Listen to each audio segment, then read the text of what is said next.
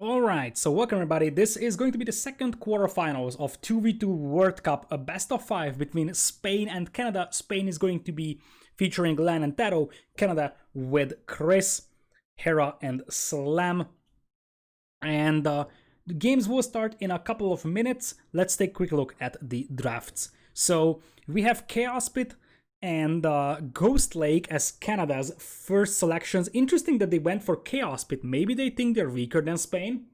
Spain is a tough team to beat because both Taro and Lan, especially if Lan is playing their best, are super dangerous players. Lan can really be a surprising player in this one, so do not underestimate Lan. If he plays his best game, he's a super dangerous player to fight against. And as I discussed that before the series, I believe that Hera is probably the best of the players lining up in this quarterfinal series.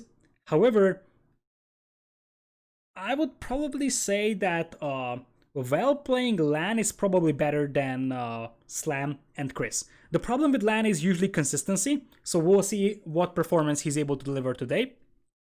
But Chaos Pit from Canada makes me believe that they don't necessarily believe that they can win this series on standard maps alone. Ghost Lake is the other home map of Canada. Other set Team Islands for Spain. Interesting one to take a look at, but not something unprecedented. The thing is that Taro is an extremely good Team Islands player. Overall, very good Islands player. And Lan is also pretty solid on water maps. Hera is quite good on water as well, but I would probably say that Taro might have a chance to beat Hera 1v1 on water, so it's a lot closer than on land. Nomad is an interesting one to take a look at. We'll see how Slam performs on Nomad. And we have Scandinavia banned by Canada and Golden Pit by Spain. The Civ draft is over here. We will have Italians and Saracens as the global bans. Interesting that Spain went for Team Islands as their home map and then banned Italians. So I guess they have a game plan. Let's see what they went for. They went for early Vikings. I assume that's one of the civs they want to go for. And where is the other water map civ? Maybe Malay? Or maybe they want to think about landing. Other side, Portuguese. I like that for Hera and Canada. Portuguese are pretty much a counter pick to Vikings on water, I would say. Other than that, Japanese seems the most likely civilization if you want to fight water on Team Islands, but if you want to land, any of these could make sense, like Mongols, for example. We will have Burmese, probably for Nomad for Spain. Ghost Lake. Ghost Lake is a map where Lithuanians are extremely good. So Lithuanians probably over there. Ethiopians and Franks are probably Arabia. Lithuanians and something like Vietnamese maybe are for... Actually, Vietnamese could be for Nomad as well. Malians Vikings is an interesting idea for Team Islands. I feel like you want to use Malians on Nomad though, because on Nomad they're great, but Lithuanians are very good for Nomad and Ghost Lake as well. There are a lot of options to go for, honestly. Cumans is gonna be an interesting one. Take a look at where they pick it. No idea about Cumans, honestly. Maybe Cumans is gonna be their Ghost Lake pick. Or maybe Arabia. I don't think it's going to be Arabia because you have Franks and you don't want to waste that one anywhere else. So like, Franks and Ethiopians are just so good on Arabia that you will probably pick it there. Gods is going to be an interesting one to look at. It's always a dangerous civ. Ghost Lake could be a place for Gods, I believe, or the Chaos Pit. By the way, speaking of Chaos Pit, Magyars will probably be used there. Magyars, Byzantines, or Magyars, Persians are probably the candidates. Maybe Magyars, Japanese for Man-at-Arms, but Japanese on Chaos Pit. But yeah, Magyar Byzantine seems like the most legitimate combination over there.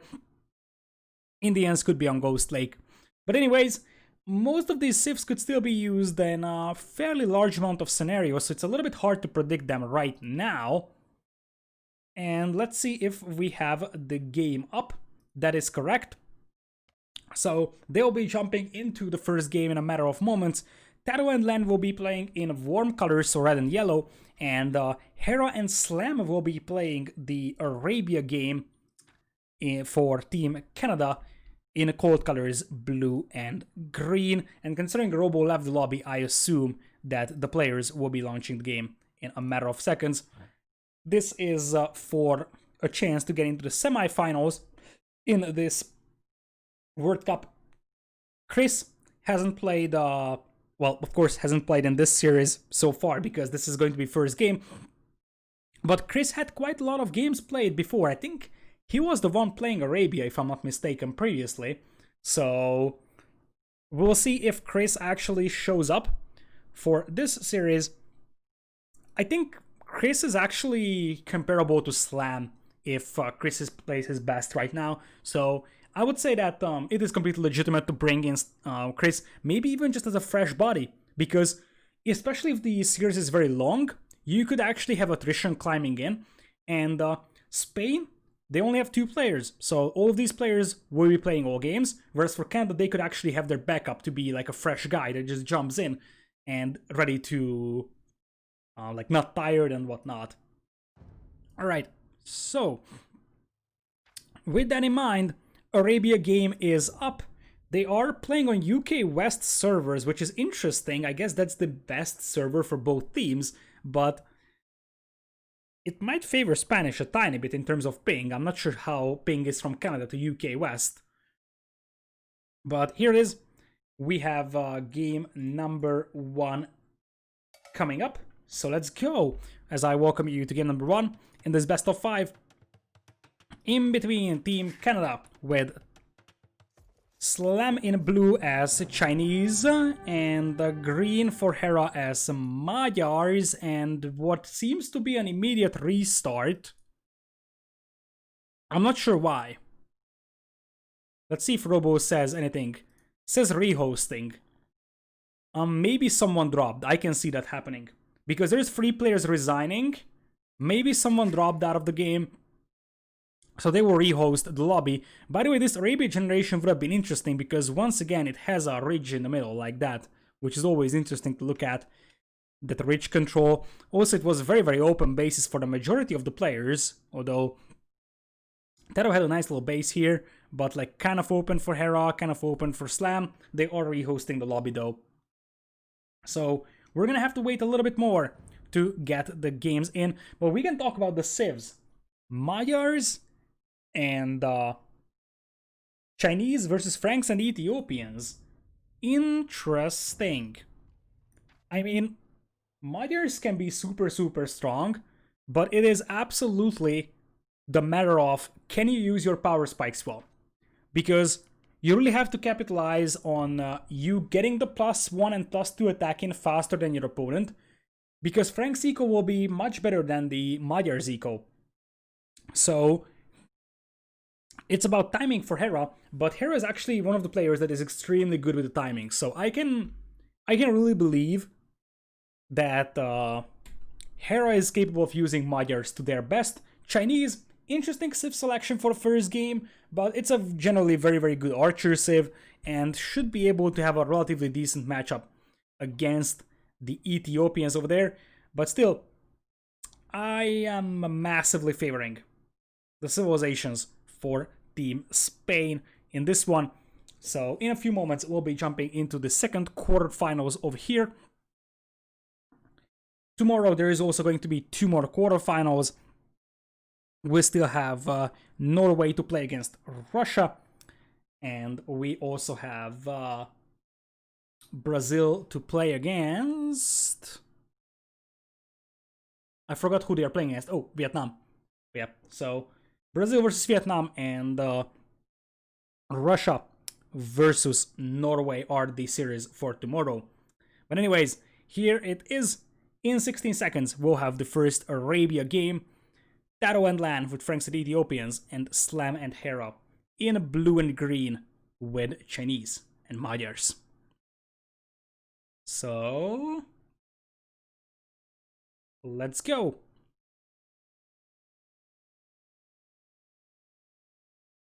Alright, so we are gonna have Taro as Ethiopians on the left side of the map. Other player on the left is going to be his teammate Lan as yellow Franks. Right side is Hera playing as Magyars in green. And finally, Slam as Chinese in blue. Let's take a quick look at the maps. So, Tato's map isn't that great. In fact, I kind of dislike it for many, many reasons. I feel like the main problem is the back being open like that. Because this is an easy wall off here, relatively easy wall off over here, and this gold mine should be reasonable for him. If he's dropping the mining camp here and has the archer range over here, he should have no trouble defending this. This is also wallable. What concerns me is that he needs to make a wall here, otherwise this base is going to be super, super open, or he needs to wall like this, but both of those are very, very heavy walling, and it's a huge resource commitment. For Lan's base, we're gonna have a Backberry deposit, forward stone, double forward golds. Not something that you wanna see. It's a very open map. I really don't like this for Lan. Since Nomad is in the map lineup, I would say they shouldn't call a restart here just yet, because you're probably saving that for Nomad. Although, it depends on the personal opinion of the players. We're gonna have Hera with a kind of bad map for himself as well, if you ask me. So at this point, this is a wide open left side. Southern part of the map is a little bit wallable, but here's Lan going for a lame on Hera, and he's able to steal free goats here. That's free goats. And Hera's scout has been pushing deer, and I mean, yes, you can actually compensate for free sheep lost by pushing in deer. That's absolutely true. However, free goats are free goats, especially if Lan can bring them back home, and that's gonna be an excellent extra food for him to play with. He can actually delay his farms a little bit better, so that's already a huge thing for Lan, that he was able to steal a bunch of sheep without basically taking any damage, and maybe even he can steal a fourth sheep over here, which would kind of be a disaster for Hera. Indeed, there's the fourth sheep that can also be taken away. Lan going in for some very, very aggressive plays. I guess that is because he realizes that he's up against the stronger player of the opponent, most likely, and he even forgot about the house. Look at that. He rushes up a house at a very, very bad spot. That's an awful spot, because I think you cannot squeeze in a farm over here. But he had to do this because he forgot about the houses for himself, because he was laming pretty heavily over here. So you can see that Hera, he's going to push in his deer and he's going to be fine, but at the end of the day, Lan is going to have a bunch of sheep for himself to work with, so I think he's going to be a happy, happy man. Other side, we have a lot more passive play so far. Second board is coming in for Tato just yet, and let's see what the plan is. For Tato, no premium rush whatsoever, same thing here for Slam. Slam has already started to wall his base. For now, his map is also not so great, open from the north. Generally, none of the players have an amazing map, to be honest. Probably Tato's map is the most reasonable, with Lan going for an early loom over here, and adding some more villagers right after. He's only at 16 villagers, how is that possible?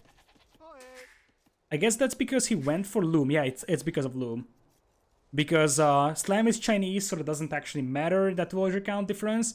And others are 18, so that's just 17 and loom for Lan. I got scared for a moment that he idled his TC for a large amount of time while he was laming, but that's not the case. He's perfectly fine, and he seems to be planning to go up at probably 20 pop, if you ask me.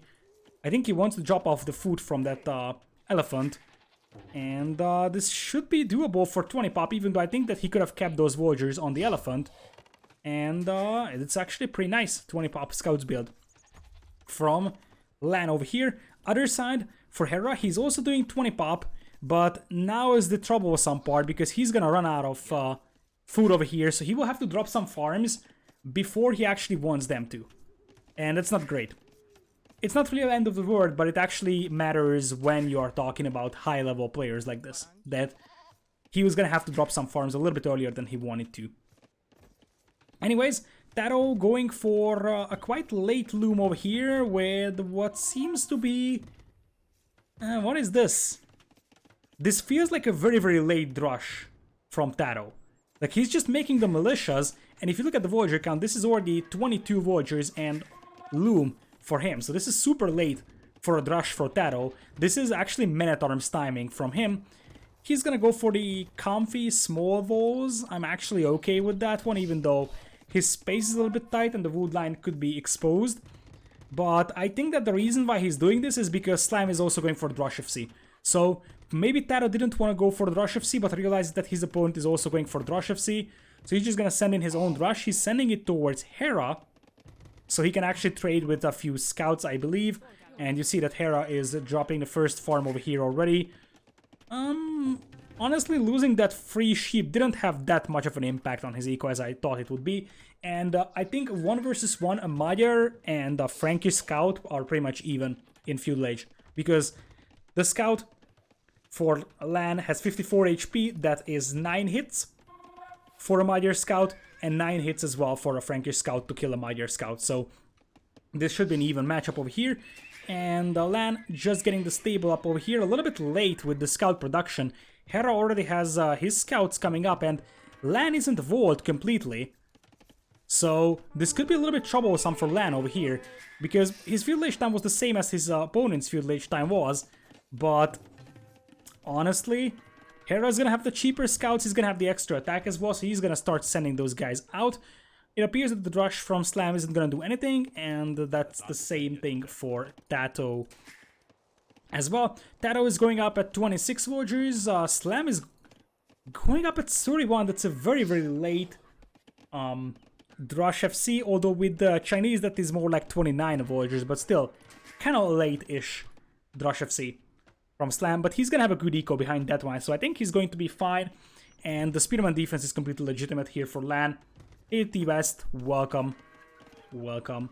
So when your opponent's Archer Civ is going for the Drush FC, you can defend against the opponent's scouts with spears, but that is still a wide open base, and we know why Hera has a Hera snipe emote. He's probably lurking for Voyagers like that guy over there. Now, of course, Lan can just pull his own scouts and take this fight, so this should be no Voyagers lost from Lan, but he still needs to pay attention. He needs to plug this hole in here, and then he's gonna have an okay-ish gold mine. Not super safe, I would have preferred the walls to be a little bit more forward, so this is safe from archers. And guess what, there are some militias from Taro in here on Hera's base. Shouldn't really be able to do much, but if you can damage or kill a scout, that's actually alright. Idle's one Voyager over here that was trying to wall, and I feel like they're just keeping the militias here so the Voyagers cannot wall. I like this teamwork from Taro and Lan. Hera has to pull his scouts back to do this one. These militias from Slam aren't achieving anything, and that's quite a lot of scouts from Lan on the way. Taro holding the hill and preventing the walls coming up. And remember, Lan is gonna have a much better eco than Hera will, because look at that. Lan still can go for goats. Lan doesn't have to invest into horse color because he gets it for free, whereas Hera had to go for horse color, had to go for earlier farms than he wanted to because he lost a bunch of sheep.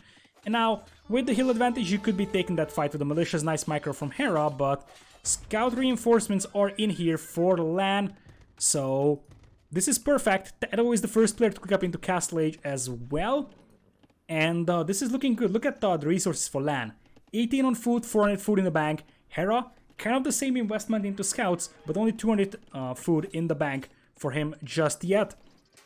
So I believe that Lan's eco here is really going to propel him to a better Castle Age time than his opponent. There is a Spearman from Hera to decide this engagement. Nice moves not to overchop this, and let's see if Lan is gonna go for a snipe attempt on any of the Voyagers. These militias aren't really doing anything right now, and Taro starts making the archers with Ethiopians. For now, Lan isn't really playing aggressive with those scouts, but like I could completely justify trying to just dive in and pick up 1 or 2 Voyagers at this point, because it's not like he needs those scouts to anything else right now. Like, he could pretty much just try and snipe Voyagers, and there is going to be an overchop on Hera's woodline here. Let's see if Lan is gonna spot this. If Lan spots this and Hera doesn't, okay, Hera notices that. Hera notices the overchop and immediately vows it off. Nice recognition by him. And the archers are already moving out for Taro. Remember that Slam clicked up a little bit later. He's also having the archers out, but the Castle Age time is going to be slightly better for Taro, plus he has the rate of fire bonus as well for the Ethiopian crossbows or archers. So at this point, I feel like this is a slightly better spot for Taro to be in compared to Slam, and the same thing Lan versus Hera. Lan clicking up to Castle Age, Hera not so far away, but not there just yet. At this point, they are going to try and pick off the archers from Taro, because those are super crucial. But there is a Spearman defending, there are scouts here, and Slam has to abandon his wood line for a brief moment. Gets crossbow in, and he can squeeze in Botkin arrow as well, just like Tato.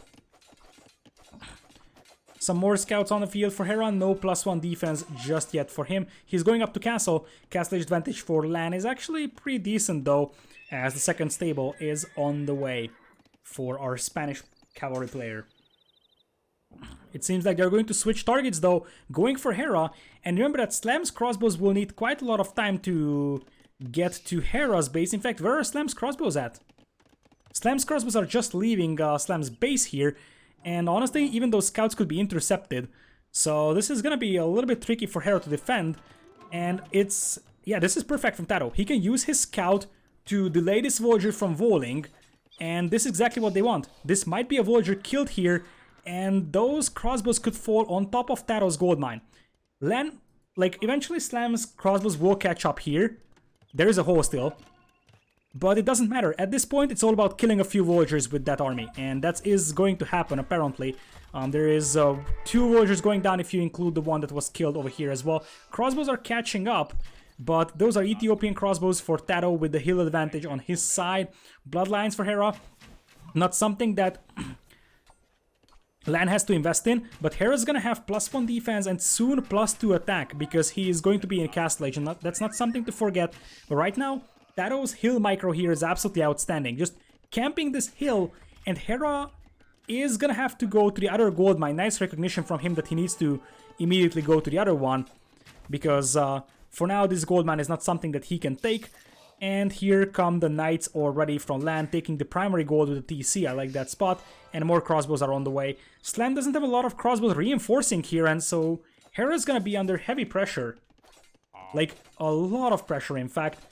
Let's see if Taro knows about that gold mine. Taro does not. Lan knows about that gold mine, so they could think that Hera is over there, because Hera probably isn't there. And now they're going for Slam's wood line, and that's gonna be some easy well picks here. 2 villagers down, ballistics coming in here for Slam. They will eventually clean up these crossbows inside here, but now the crossbows are grouping close to Slam's base. And if you look at the ecos, honestly it's not that much different, but the military numbers are a lot more convincing right now for Spain. Hera is just able to get the second TC out, some scouts on the way to try and do some damage. Honestly, they could run in here. They could run in here and they can actually pack a punch here. They can really pack a punch. This is a huge mistake from Lan. Boy, oh boy, he could lose like 1 or 2 villagers here because of this. It's a lot of idle time, definitely. Like, yeah, 1 villager killed. This is not something that should have happened for Lan. He's gonna be able to clean this up, no trouble. But, come on. You don't want scouts to do damage to you like that in early Castle Age. Anyways, Hera's missing +2 armor, so even though he's got the +2 attack, it doesn't matter because his knights are kind of melting to crossbows. And if those crossbows find their way to this position, Hera's gonna be in huge trouble because he's not gonna have the gold income to get the knights out, at least sustainably. Lan's eco is looking kind of messy, but look at Taro. He's just waiting for the opportunity to see that Slam's crossbows are here to move in on the wood lines of Slam. So far, Spain has been playing extremely good with, like, their gameplay has been good enough to say that they could be a candidate for the finals. 3 TCs for Taro and Lan. Of course, there is still a lot to go before Spain will get into the finals, but they're looking solid here. They're looking pretty solid, killing quite a lot of villagers from Hera. And if you look at the villager count, Hera is at 41, Lan is at 45. Slam has a slightly better villager count than Taro does. Slam is playing on 3 TCs, Taro is playing with just 2, but Taro's gonna have the better crossbowman quality, and Hera isn't really able to afford taking this fight here against crossbows with just +1 defense. So you need the +2 defense over there for Hera, but it's tricky to get him because his eco is under heavy pressure, and Lan already has the +2 defense with +1 attack, so that kind of makes those knights can even. And let's not forget, Lan has got heavy blow, so the only thing that Hera can hope for right now is that his superior macro should be able to propel him forward, because if I had to predict, I would say that probably Hera's macro here is going to be much better than Lan's macro is. That being said, the military numbers right now are favoring Spain a tiny bit over here, and there are more crossbows coming towards the base of Hera. And I love these knights here. These knights camping the hill can just intercept the reinforcements so well. And, well, as I said, behind this one, Lan is at 55 villagers, Hera is at 50, so Lan has a steady villager lead compared to Hera. And also, they are able to pressure Hera's gold mines, and I think that's worth a lot more. Look at this. All these villagers idle and going down are just gonna hurt so much for Canada. Anyways, crossbows from Slam pushing up the hill over here with ballistics and +1 defense, so... Well, Taro's gonna lose that hill over here, and Hera's got +2 defense coming in, and this could be a good fight for Canada. This is tricky. If they can unite these two blobs of crossbows, I don't think Hera can take this. But if Hera can actually take this engagement before these two crossbow blobs would meet, this could be actually pretty good for the Canadians. Because, as you see, +2/+2 knights coming in here in a matter of seconds. Hera tries a trap over there, but that could be just 2 dead villagers. And at the end of the day, I'm not sure who actually came out better from this. Quite a lot of crossbows dead from Taro. But I mean, Hera's eco is still under heavy pressure with no gold income, and he's not gonna be able to sustain getting the knights out if he's losing villagers in a rapid pace like that. That being said, Slam is doing a beautiful job pushing Taro over here, and I feel like this is getting more and more evened out, because it seems like Spain isn't able to capitalize on the fact that Hera is under heavy pressure. Hera is the only player below 60 villagers, but Slam's at 69, Taro is only at 60. And Taro doesn't have the +1 defense on those crossbows. He might even be missing ballistics here. Still, I feel like the main problem that Hera is facing right now is idle time. Not just on the gold miners, it's on the farmers. Just so many raids inside his eco. And for example, these knights intercepting these villagers and the reinforcements could actually be pretty awful once again for Canada. And this might be the moment when they will start pushing Slam here. That should be 2 dead villagers from Slam Boy, who no longer has the villager lead with that. And let's look at the resources.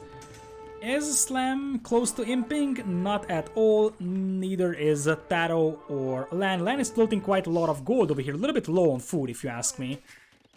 He needs a slightly more convincing food eco if he wants to keep adding knights and villagers at the same time. Hera at 66 villagers, Lan at 76, so it's now a very convincing 10 villagers lead over there for the cavalry player of the Spanish team. And there is tumbling with the Ethiopians. That's what's gonna make those crossbows really scary for now. And are we looking at Lan trying to imping this? Nope, he's instead adding a TC number 4. So they really want to outboom Taro over here. 4 TCs for Lan. This could be a bad engagement for Taro though. All those crossbows getting caught off guard. But remember, those are Ethiopian crossbows now with tumbling. So this could still be a fight that they take. And I'm pretty sure that Taro doesn't have ballistics, because those are still missing a lot of shots. And I feel like this is kind of an even fight here for Spain. I mean, look at Taro's tumbling crossbows. Hera is going to lose quite a lot of those knights, and yes, Taro lost some numbers, but at the end of the day, Hera lost, I think, a lot more value in gold. And in the meanwhile, as I said, Slam is going Imperial. None of the other players are close to imping. Taro has the food for it, but not the gold. But it doesn't matter if Slam loses his army. This is going to be tricky, because Slam, with the ARBs, could actually turn things around, but only if they don't kill Hera until then. Or, I think the best case scenario for Spain right now is if they go for Slam. Because they know that Hera lost a lot of cavalry, so it's not like Hera will be able to easily reinforce his teammate. So it might be better off just pushing Slam over here, who is imping. Taro is gonna click into Imperial in a matter of seconds as well. Hera, not even close to Imperial. Neither is... Actually, Lan is also about to imp. So it's going to be 2 Imperial Age players against 1 Imperial Age player. It is really in the hands of Slam to do damage with that kind of 50-ish% imp advantage that he's getting here. Knight's counterattack from Hera over here could do some damage, but I mean, Lan can just catch up. And I think the problem is that there is still a bunch of crossbows that are denying a lot of resource income from Hera. Hera is 16 villagers behind compared to Lan with, I don't think, no openings over here. Right? Yeah, there is no openings, and now Lan can just send the cavalry back, which is great for him, because having the cavalry this far away means that he can just wait until he gets into Cavalier. He's even getting fletching, interestingly. I wonder what's up with that. I think it's probably just TC damage. Nice, quick pause so far from Lan, and I feel like the real problem here for Canada is that Hera is making knights, but like the knights will trade evenly against the knights of Lan, even though Lan doesn't have the +2 attack. But the main problem is that they won't be able to kill those before they are upgraded to Cavalier. And Hera is not even close to clicking into Imperial, if I'm not mistaken. Yeah, Hera is going all in Castle Age here. Hera's going all in Castle. If Lan actually went for Iron Casting, this would be something that he easily wins. He's got 40 knights against 27 from Hera, plus TC, also helping out over here. That being said, Taro has 16 Medici compared to Slam's 55, and that's actually very, very concerning for our Spanish archer player, because at this point, it's not like Taro's gonna win any good fights against Slam. Taro's gonna need much, much better numbers, and Slam is preparing a ram push against his opponent. This is so tricky. So tricky, because I feel like the main problem is that if they don't kill this army from Lan, Lan is gonna have Cavalier and he's gonna win the game with that. Hera is tacking into pikemen, so this is turning out to be two separate 1v1s here. Hera trying to pike push, and look at that. With Lan imping, Hera immediately commits to this fight. He knows exactly he has to be able to win this fight over here and lower those Cavalier numbers or Knight numbers before they upgrade to Cavalier. Tado, on the other hand, sacrificing some of his own eco to bring in the crossbows and save the Knights. They know exactly that Cavalier is a key to victory over here, because then you have the mobile army composition and those Cavalier will just dive in and kill everything from Slam. Taro kind of has to run for his own life over here, massing the orbs inside those ranges, trying to pop them out. Once the upgrades are in, and now this is something that Hera might not be able to defend against. Remember, I feel like the cavalry player is a lot more important than the archer player here, so having Lan with a full boom and Cavalier is a lot more important than having Taro with full boom. And that's actually important because if Hera dies here and Taro dies, I feel like that should be a game for Spain. Cavalier is in very soon. This is the moment where you want to take the fight. But you have to capitalize on the early Imperial Age advantage, because Taro is sacrificing everything he has to get you to this position, and he's going Elite Skirm as well. You have to use those Cavaliers to something. Like, namely, destroy Hera's army. Hera is still very far from Imperial, and I feel like you just need to dive in and kill the villagers. Or, even better, go for Slam.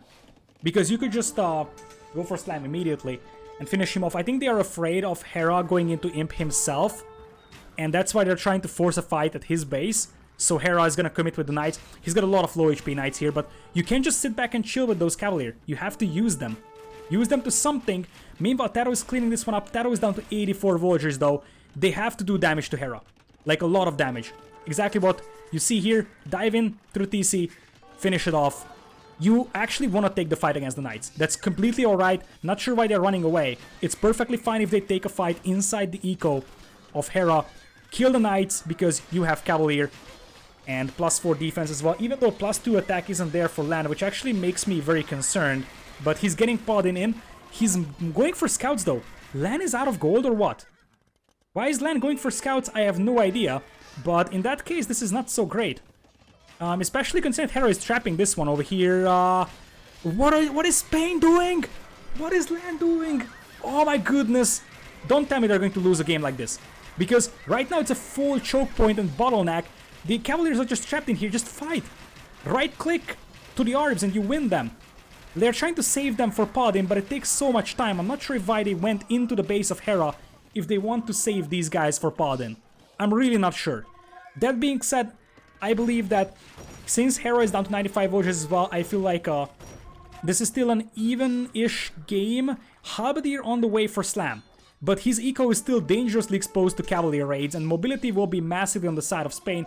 Paladin at 70%. You just want to keep running, as far away as possible. Hera is trying to trap these units in here. You should be able to destroy that gate easily, though. And Hera has a lot of idols in here. Even more importantly, now Slam is dropping in army numbers. Siege Ram is pushing Taro here. But Taro's got the Orbs here to just trade army for now.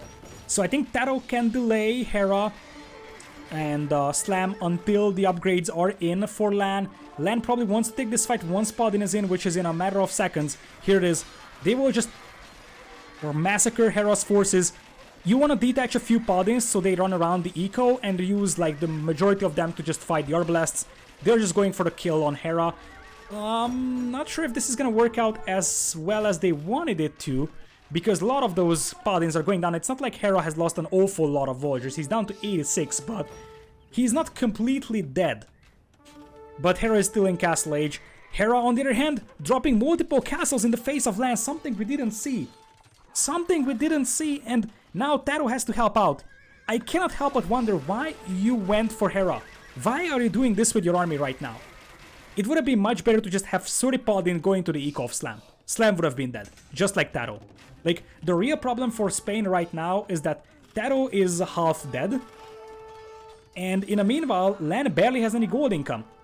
He barely has any gold income right now because he lost his forward gold over here and he's making light cav. And he teched into Paladin, but he's still making light cav.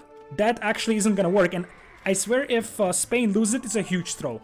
Because they went into Hera's eco with the Cavalier, didn't take the fight, then just kept losing numbers until Paladin kicked in.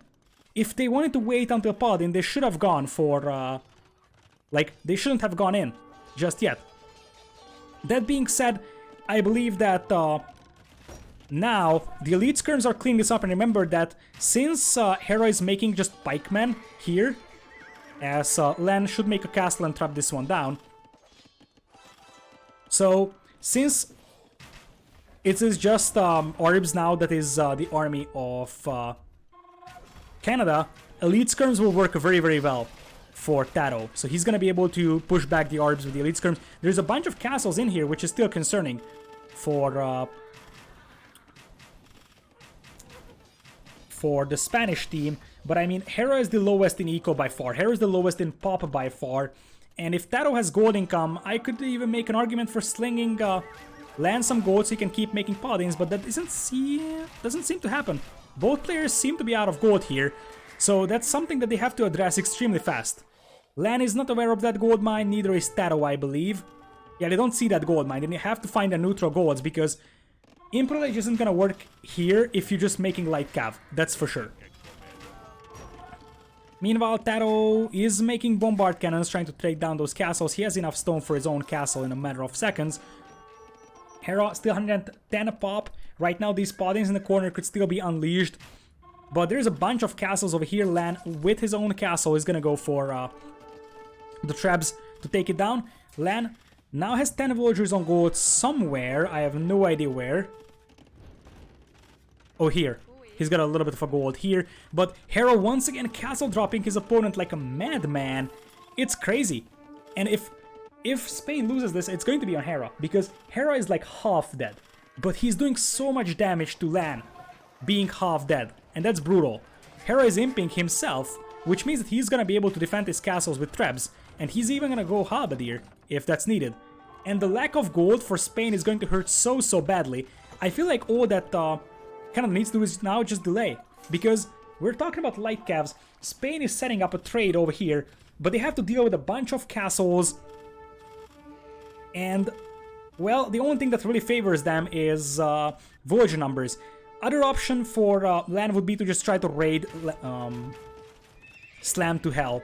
Like, this one is actually a pretty good raid here. And remember, Hera is just 80 villagers, so Hera replenishing the army isn't really gonna work very easily. Magyar Hussars from Hera, so you can snipe those traps with. But there is going to be one castle going down. Lan and Taro still unaware of this neutral gold mine hiding in the corner, but they are setting up trade already. That trade is quite exposed though, but there is no mobility on the side of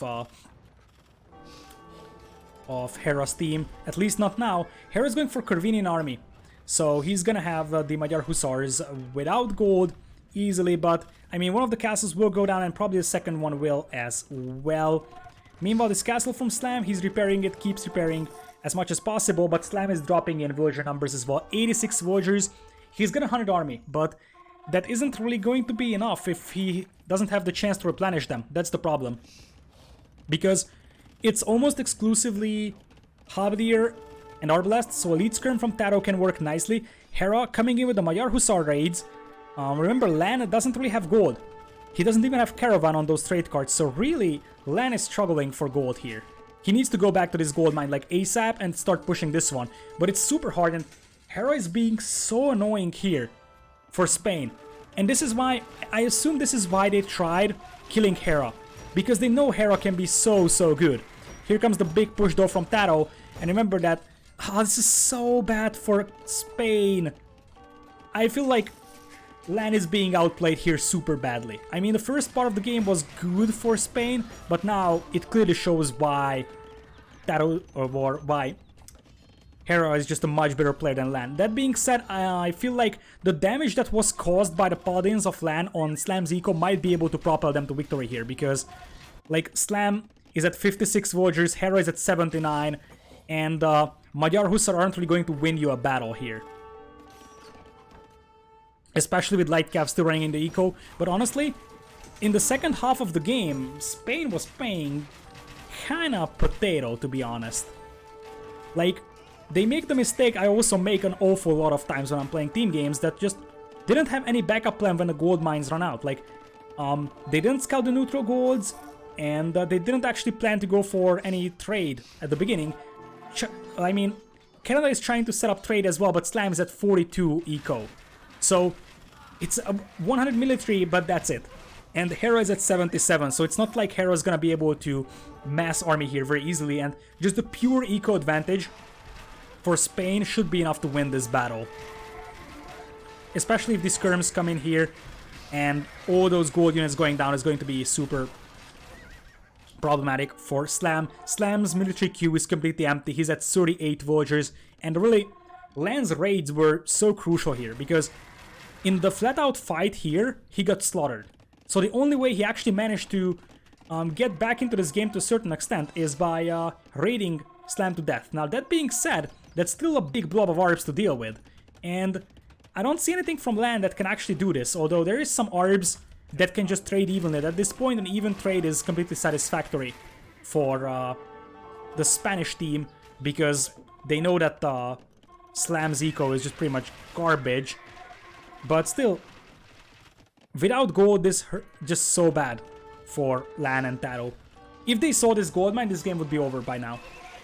Because Lan would be making Paladins instead of Light Cav, and Paladins would just smash everything. Light Cav raid coming in here from Lan, trying to get some damage done on Hera, and you can't give a lot of time for the Canadians because they will be able to reboom if you do. So, here is the fight that they want to take here. There is still no gold mines available for Lan, and let's see if he sees that gold mine. Still missing on that, just by a tile. But anyways, here comes the Light Cav. They're going into the trade, trying to cripple the gold income of their opponents. Siege Ram is on the way for Slam Boy, but once again, how are you gonna deal with the Arbs plus skirmishers and Taro? It's mostly skirms, but Taro now at least has some trade cards going on, and more importantly, Lan has trade cards going on.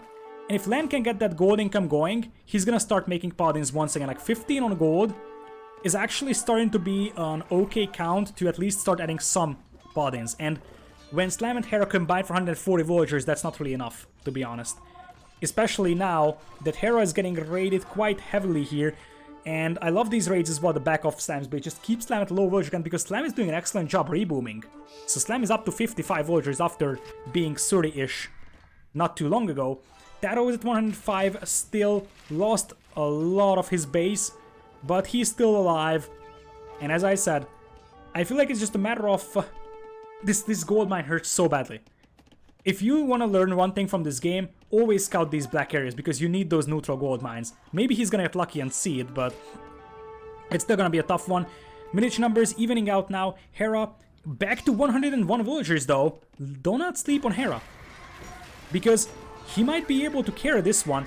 The Magyar Hussar now go down, and this could be a bad fight for Slam, though. Could lose a lot of those precious Arbalasts, because there's the Light Cavs, there is the Elite Skirms as well, and Slam up to 63 villagers himself, booming back into this game slowly. As I said, Spain needs to be aggressive, needs to finish this game off fast, because Hera's macro is insane. He's going Elite Magyar Hussar. And Slam has also gotten a pretty decent macro going on over here for himself.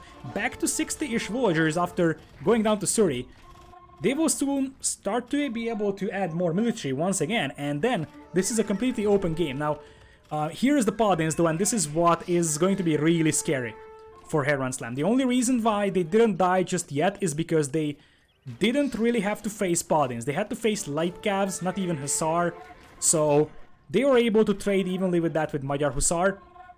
Not anymore. If Paladins show up here, then it's gonna be an absolute disaster for Canada. Slam once again losing a lot of villagers to Light Cav raids, and I believe Tato's gonna make a siege workshop and bombard cannon that castle down.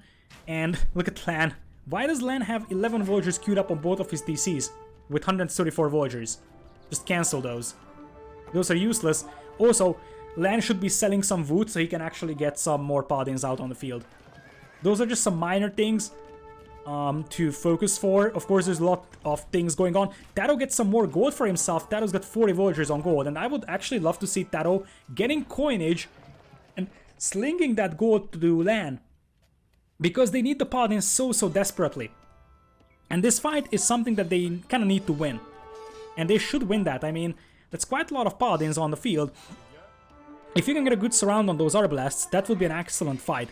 For Spain, they are intercepting the Light Cav from Hera as well. Magyar Hussar actually train at a reasonable speed at the castle, but it still takes quite a time to get good numbers up from them. And as I said, I feel like if Lan is able to get to Paladins, he's gonna be able to finish this game off, or he should be able to finish this game off. And here's the problem. Hera has to deal with his side now, because the Paladins are pushing him, and full Elite Skirm is going into the eco of Slam. Slam is down to 61 villagers, and I feel like there's nothing that can stop these units now from going into the eco and like stopping the non-existent trade of Canada. Canada is trying to raid with a few Magyar Hussars, but they won't be able to stop a brute force push of Paladins now. Those Paladins will dive into Hera's eco. Once again, huge credit to Hera for rebooming like that. Hera reboomed 150 villagers here in a very short amount of time. Tato, look at that! He's dropping a siege workshop over here, trying to make some rams going for himself. That many skirmishers will actually be enough to deal with the Magyar Hussars, with the Arbalest support. And I mean, Slam is at 60 villagers, and that's gonna be even worse very soon, because I think that Tato can just chill here and take this fight. Easy peasy. And meanwhile, some more Paladins on the way as well. That's Chivalry for Lan. I'm not sure if that's needed just yet, but once the Paladins get to the front line, it's going to be, or it should be over. Lan could actually consider deleting some of his villagers, because like he's got a bunch of wood in the bank he's not using, but he needs the Paladin numbers right now above everything. Also, if he has gold, just cancel the Light Cav. Just cancel the Light Cav, because you are 200 pops, so you want to keep the population space available for the Paladin. And the Paladins are just going into the trade over here. Hera losing some of his eco. But I feel like the main problem right now for Canada is that they won't have gold units very soon. And Magyar Hussar aren't really going to stop Paladins. They have 0 base melee armor. So Paladins pretty much eat Magyar Hussar. Even though Magyar Hussar will pretty much be a cost-efficient unit over here, but Paladins should be eating that. And once Tato gets siege, they are just going to steamroll Slam over here, take control over this corner, and that should be the end of the game. Slam is at 100 population. The rest of the players are around 200. And I feel like the trade coming in here for Tato and Lan should be able to seal this deal. By the way, it's very funny that in the early rounds of this tournament, we haven't really seen a lot of Arabia games going very long. This one is, I think, the first one that I remember that went really long and like into a post-Imperial scenario.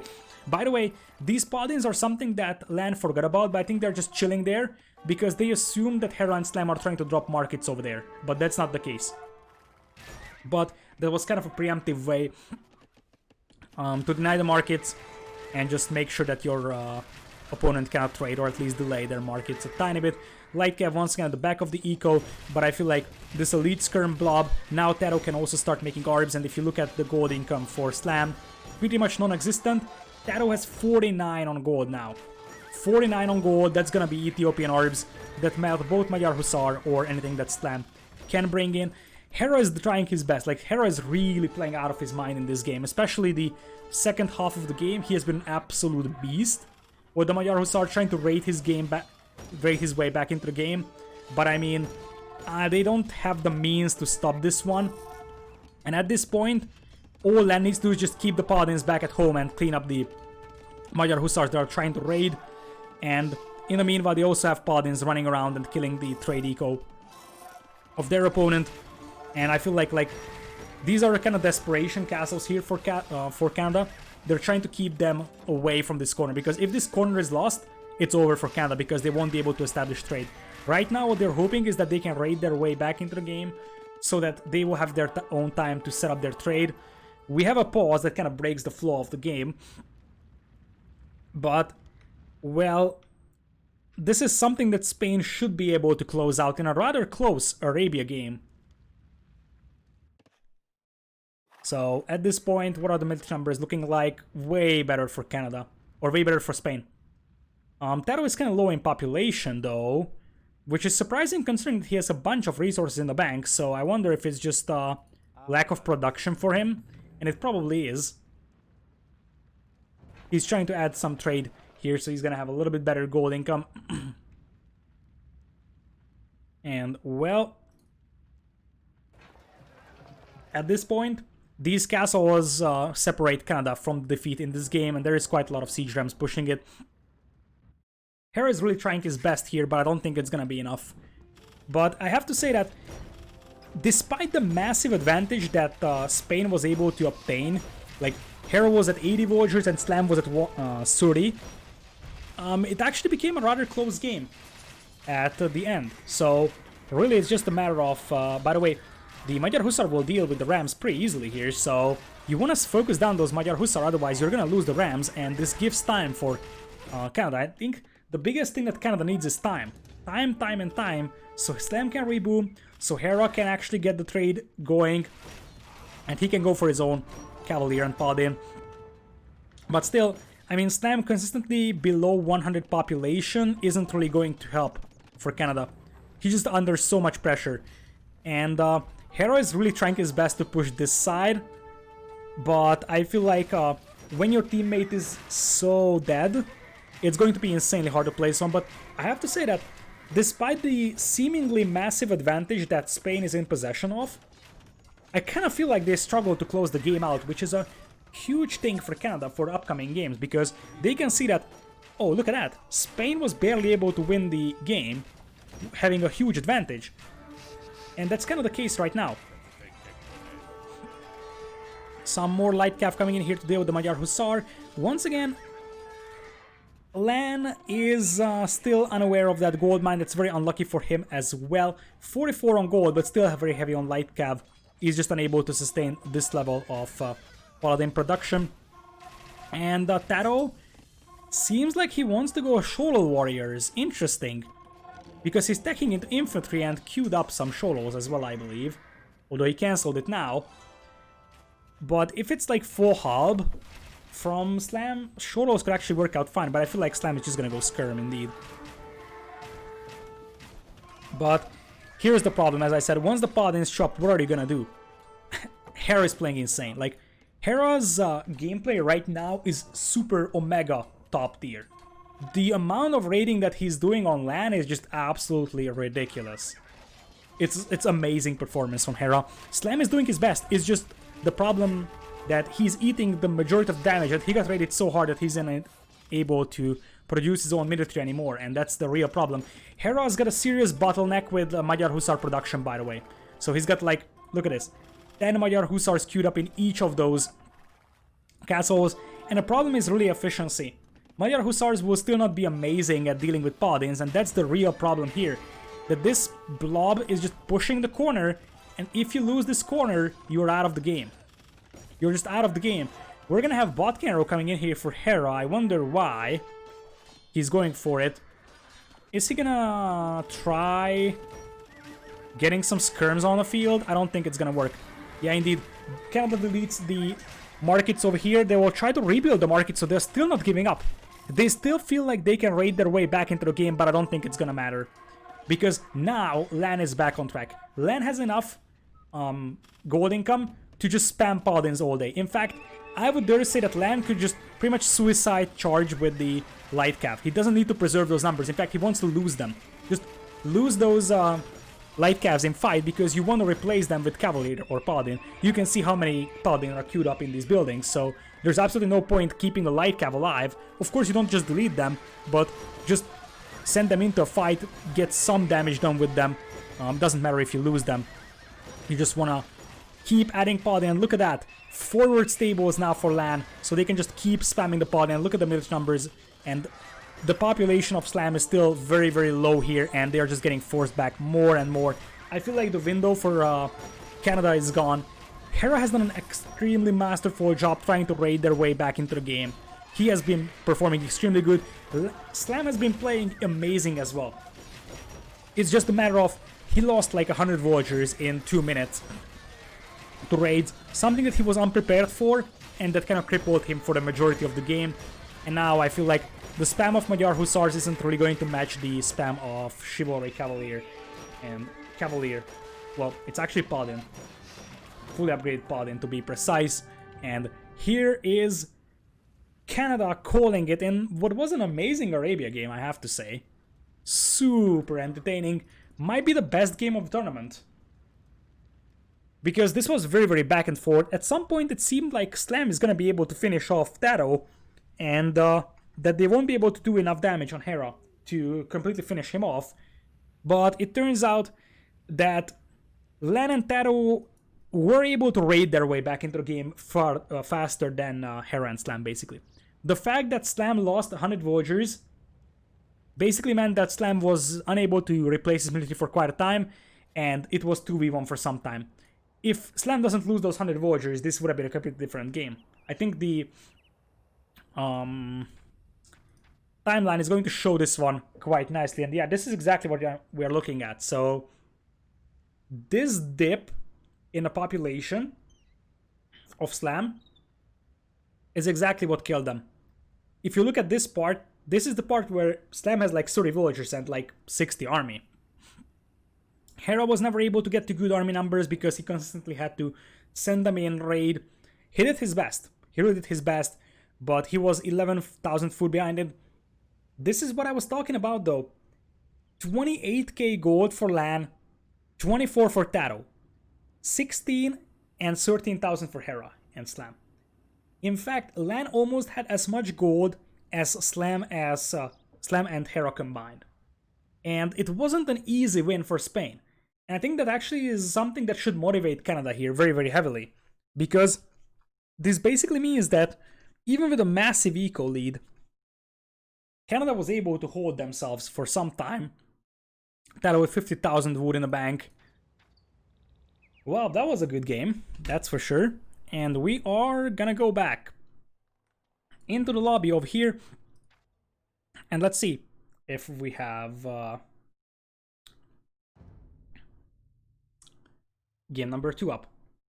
Is trade added to collected gold? Yes, it is attributed to the collected gold as well.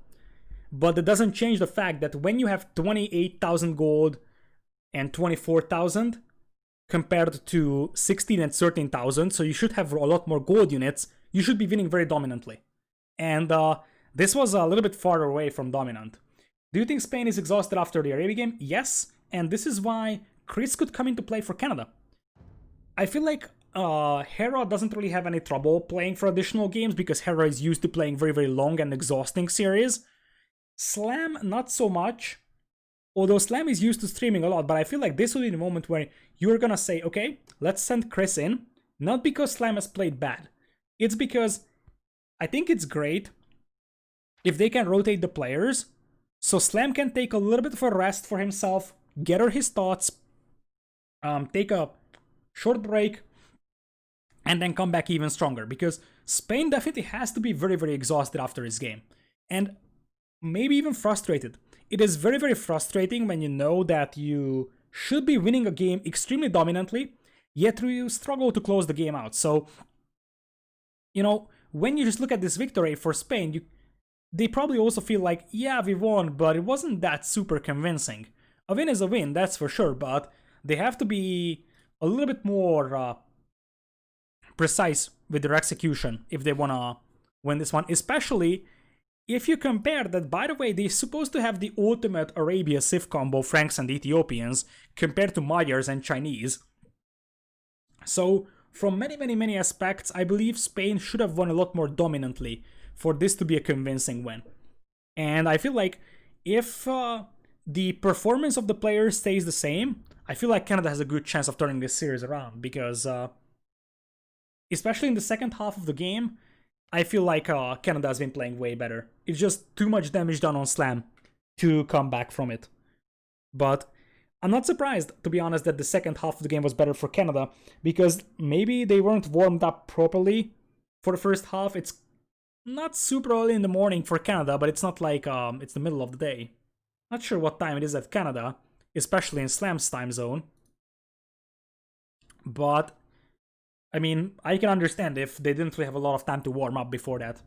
So now they're definitely warmed up, and we are going into the first home map of Canada, and indeed Chris is stepping in to replace Slam for this game. Let's see if we are gonna go Chaos Pit or Ghost Lake. I feel like if you are Canada, you want to go Ghost Lake here. Oh yeah, what are the maps? That's actually a good one to ask. Indeed, these are the home maps of the players, Ghost Lake and Chaos Pit for Canada. Spain brings in Nomad and Team Islands. So I feel like you don't really want to go for Chaos Pit because, like, it's a messy game, and honestly, Chaos Pit sometimes just is a kind of a coin flip type of game, so there is a good chance Canada would lose Chaos Pit. I think that based on what we have seen in the second half of the game, I feel like Ghost Lake is something where I could imagine Canada winning. And I think they should go for that. These are the civs, by the way. Right. So we are going to Chaos Pit. Interesting. So Canada wants to go very, very aggressive. I assume they have a game plan for this, but what kind of game plan do they have? They have Byzantines and they have... I assumed Magyars is going to be the pick on Chaos Pit, but it's not. So I don't think they're gonna do shit Persians. That will be a little bit too much after game number 1. But Byzantines and Spanish double towers play is something I can imagine. Especially considering that neither Taro nor Lan are super amazing at defending against tower plays. So they're not bad, but they are far from perfect. Persians, Mongols, maybe, but I can see Mongols being a little bit more useful on Nomad, or maybe even Team Islands for landing. I'll have to restart my game here, because the spectate button doesn't work. So, well, Britons definitely not. I think Britons is their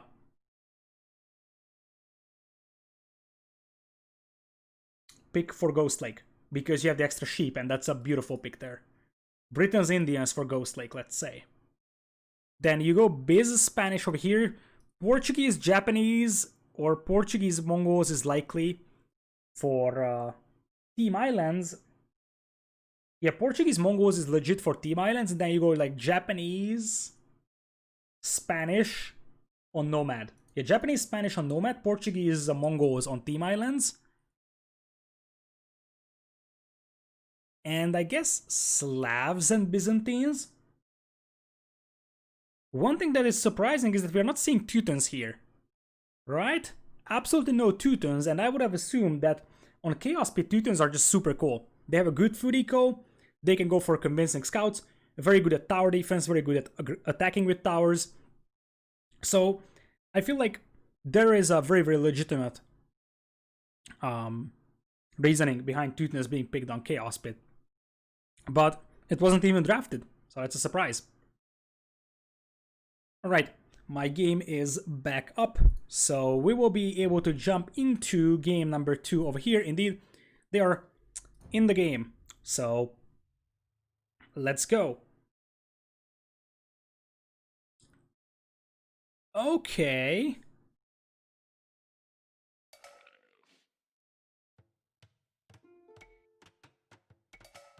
I'm a little bit confused here. Did I see Lithuanians and Incas on the Spanish side? I don't remember if I did. I really don't remember if I did see Lithuanians and Incas. We have a pause here, so we have a little bit of time to think this over. Or did I just not observe the civilizations for Spain? Incas, okay for Taro, I would say. Lithuania is also super cool because you started a lot of extra food that helps quite a bit. Other side, Hera with Slavs in blue and the Japanese for Chris in green. I don't like the Japanese pick for multiple reasons. Japanese is very, very one-trick pony here. It's about the man-at-arms opening that you're gonna do, but you don't really have a lot of gold to play with, so I guess you either drush with Frey Militias. No, you can't even drush with Frey Militias. Unless you don't go Loom. Yeah, I'm not sure what the Japanese are up to here. I mean, Men-at-Arms would be legit play, but there is no gold in the middle. Slavs, I'm okay with this, but I would have preferred Japanese for either Nomad or Islands here, or Team Islands, because those are just so cool on those maps, whereas here it's kinda meh, and I'm not sure what they're up to. Other side, Lithuanians should have a better feudal age time than Slavs, which can be concerning for the Slavic player, and Incas, I am actually a little bit more convinced in Incas compared to Japanese over here. Japanese will have the chance to drop the cheap mills for the berries, cheap lumber camps as well, so that's a little bit helpful. And one thing you have to pay attention for is that these villagers going out here, they could be sniped very easily by the opponent. They're not doing that because there is no boar on this map and you're mostly pushing deer. However, these are still kind of exposed to be killed. Anyways, everybody is going for the woodland on the outside.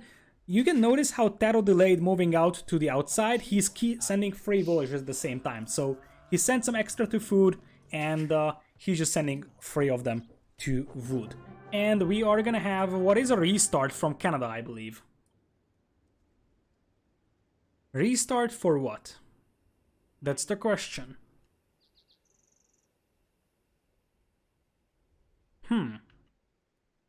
Chris only has 9 villagers. But he didn't lose any. 0-0-0 at KD. I mean, they don't like their map or what? How many restarts are allowed? There is 1 for each team. This is Canada using it. You can tell who is doing the restarts based on who actually resigns at the end of the game. So Chris and Hera resigning means that Chris and Hera used up their restart. I just don't know why. I mean, you can call a restart for 2 reasons. Either screwing up something very, very badly in Dark Age, or your map being pretty bad.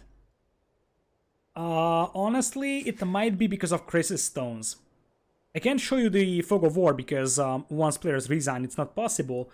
But both of these stones are on the front, and maybe they are afraid that they would get towered by the Inca player, and they would not be able to counter tower. Not a fan of this. And the reason why I'm not a fan of this, first of all, as I said, I feel like picking Chaos Pit when you're 1 game behind, I don't like that. And more importantly, you might need your restart for Nomad. My timing was perfect, by the way. The Spectre delay just ran out for restart. So here it is, Taro and Lan on the left. Incas for Taro, Lan is yellow with Lithuanians. Other side is Slavs for Chris, and Hera is playing... No, actually it's Hera playing Slavs, and Chris is playing Japanese. So, I'm still puzzled by the Japanese decision over here, because other than being able to drop the lumber camps and the mills cheaper, you get absolutely no benefit from anything else. Like, Man-at-Arms would be great, but you don't have gold to play with. I just don't know. I'm very, very puzzled on the Japanese pick here. Anyways, I feel like the reason why they wanted to restart, and it kind of explains is Hera's scout movement. Hera's scout movement makes me believe that the reason why the restart was called is because they tried to lame the border buffaloes of the opponent and probably just deny the deer push. That's probably the grand plan over here for Canada, or at least that was Hera's grand plan. Just dive in, try to get some water buffaloes lamed away. Remember, in previous game, he was actually the one getting lamed. Japanese eventually have Yasama towers. Yes, that's true, but that's not on the time scale of Chaos Pit. Anyways, what is Lan up to here? Sending 2 Warriors to Wood this early. Is it gonna be a 2 militia drush with Lithuanians? That would be something super cool from Lan. I would love to see that. Especially against Canada, Hera was the one who invented the 2 militia drush. And 170 wood for those wills loom quite fast. What is Lan up to here? Why did he just chop wood over there? I mean, he could have gone for food as well. He doesn't need to go for the straggler tree. If he wants to send all 3 villagers on the outside, he doesn't have to go for the straggler. He can go for the food. Although with Lithuanians, he's gonna have a bunch of food. Anyways, and that's 2 scouts over there, but there is 3 villagers with loom, so there should be no villager killed. But they still need to watch out for that. Anyways, look at how Taro is just managing his water buffaloes, making sure that they don't get stolen.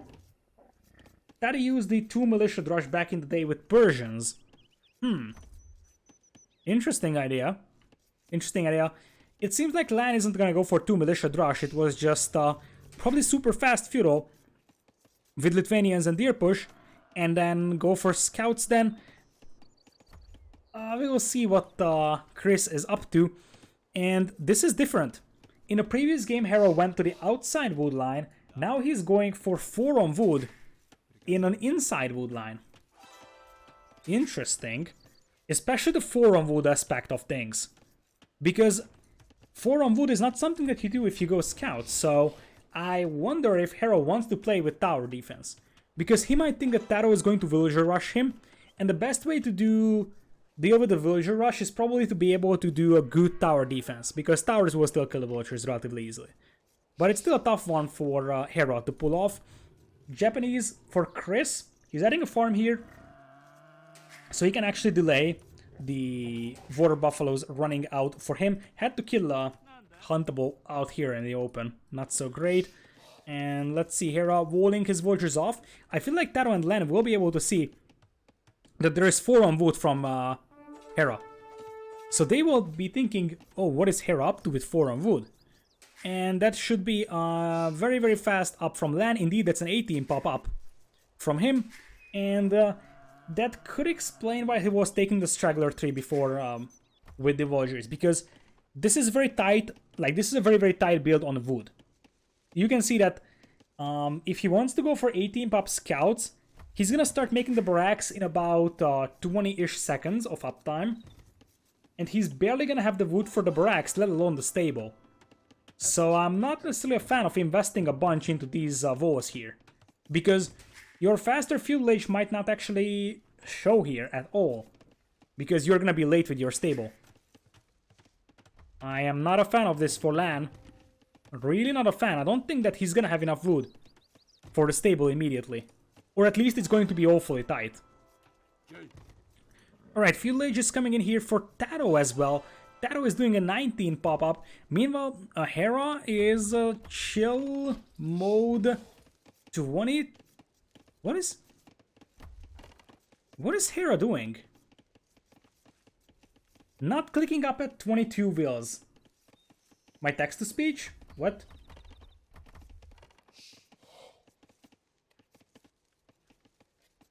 What are you talking about?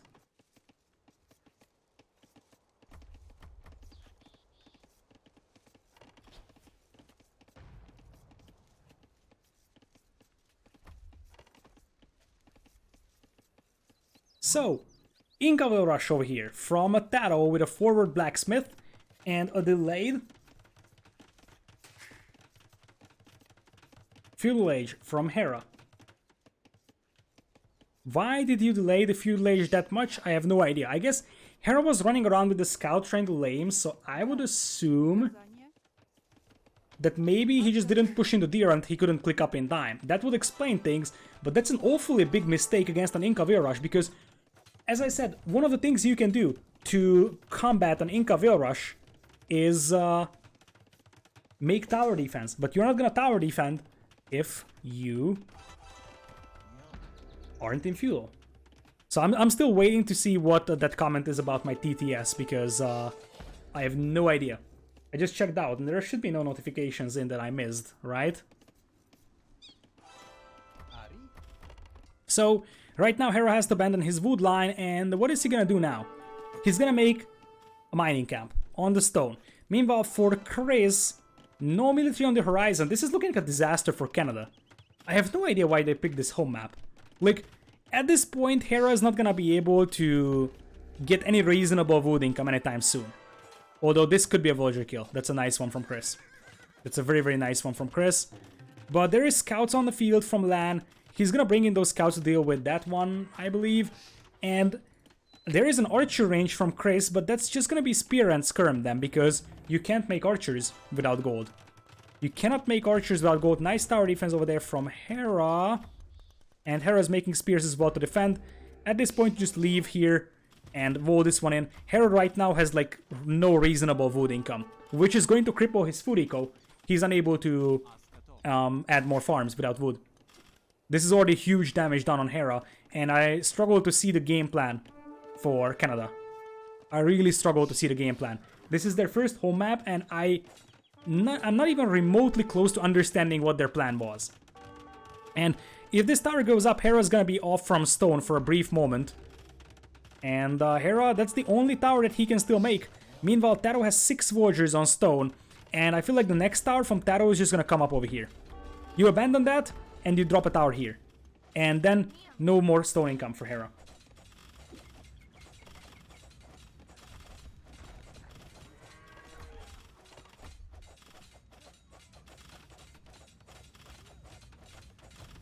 Meanwhile, this is gonna get rushed down. It's sort of a mistake from Taro that didn't finish his walls here, because you want to prevent your opponent from chopping to the outside. That's also a factor. Here are some spears and skirms from Chris. Is it really going to bother Lan? Probably not. Because look at Lan. He's almost able to chop to the outside as the first player. Same thing for Taro. Chris is outside, which is nice for him. Which team called a restart earlier? It was Canada calling the restart. So Canada called the restart, and I am still, as I said, somewhat struggling to understand what their original game plan was. And now the tower is up, so no more stone income for Hera. No more stone income. And as I said, these guys are more like annoying rather than useful. And behind this one, I mean, Taro's eco is not magnificent, but it's not that super bad. Taro is just 39 villagers, because they didn't really have a very convincing food income for some time. I have no idea what Canada was trying to do. I have honestly no idea to answer that question. Because it's not like they changed anything from their game plan. In fact, they went for an even later feudal age with Hera. Like, Hera's feudal age here was a full disaster. I guess the only thing that I can think of is that maybe they tried to just lame some herdables from the opponent, but that didn't work out, and it didn't work out by any means. Because what eventually happened is that Hera was late pushing in the deer because he was trying to lame and run around with the scouts, and he was late in feudal age, pretty much offered Taro to just will rush him easy peasy. And now 2 of those towers are up. This should be no trouble for Taro to deal with. And, well, those scouts are still around. Chris, he is outside now, but what is this? Chris is looking for gold, I believe, here. Chris is looking for gold with all the outposts that he's dropping and scouting for gold. And he actually sent some villagers to the other side of the map trying to block Lan's escape, but that's not gonna happen either. That's not gonna happen, and honestly, yeah, these villagers will probably just leave, but Lan is gonna have save gold. Chris is still without save gold, and I wonder if these scouts will just run to the outside. If they run to the outside, this is even worse. And they could do that.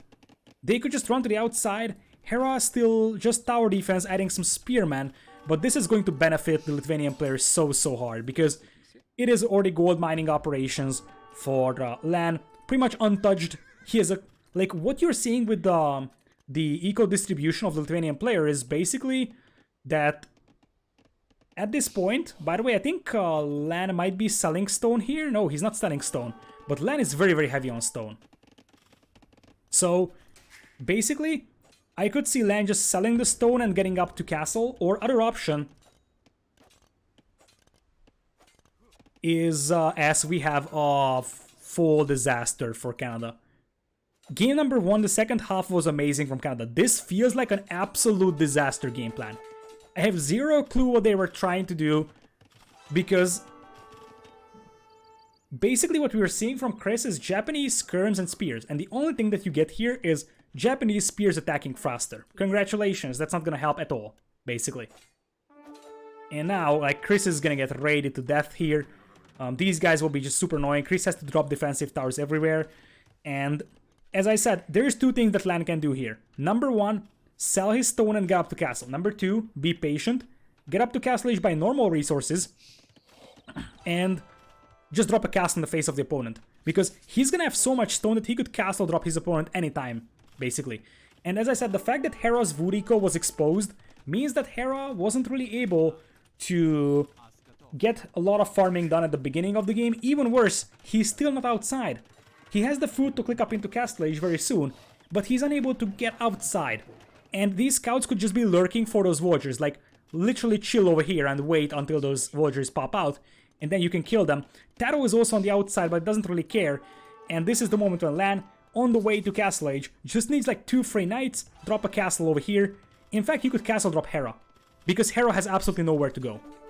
Hera's absolutely nowhere to go, and look at that tower from Taro! Spain is playing this one super good, and Canada is playing this one awful, like flat out awful. I have no idea what their game plan was. I have no idea what they were thinking. I mean, even if this tower doesn't go up for Taro, it doesn't matter, because this is gonna go up, and Hera will not be able to chop outside.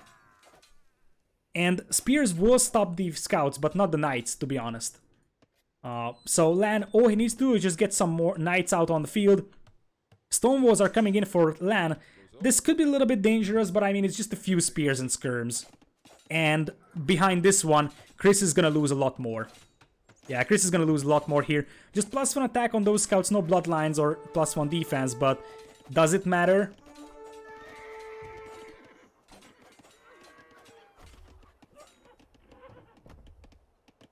Does it really matter? We are talking about 37 villagers for Chris here. And the Castle Age coming in here for Lan.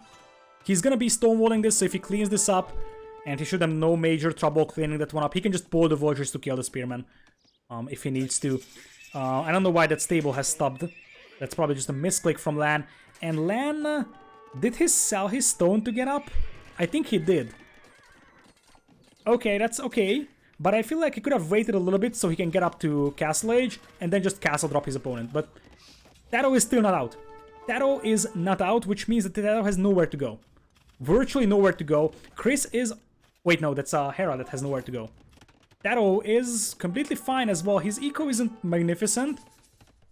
But I feel like all he needs to do is just keep the game messy. Keep the game messy.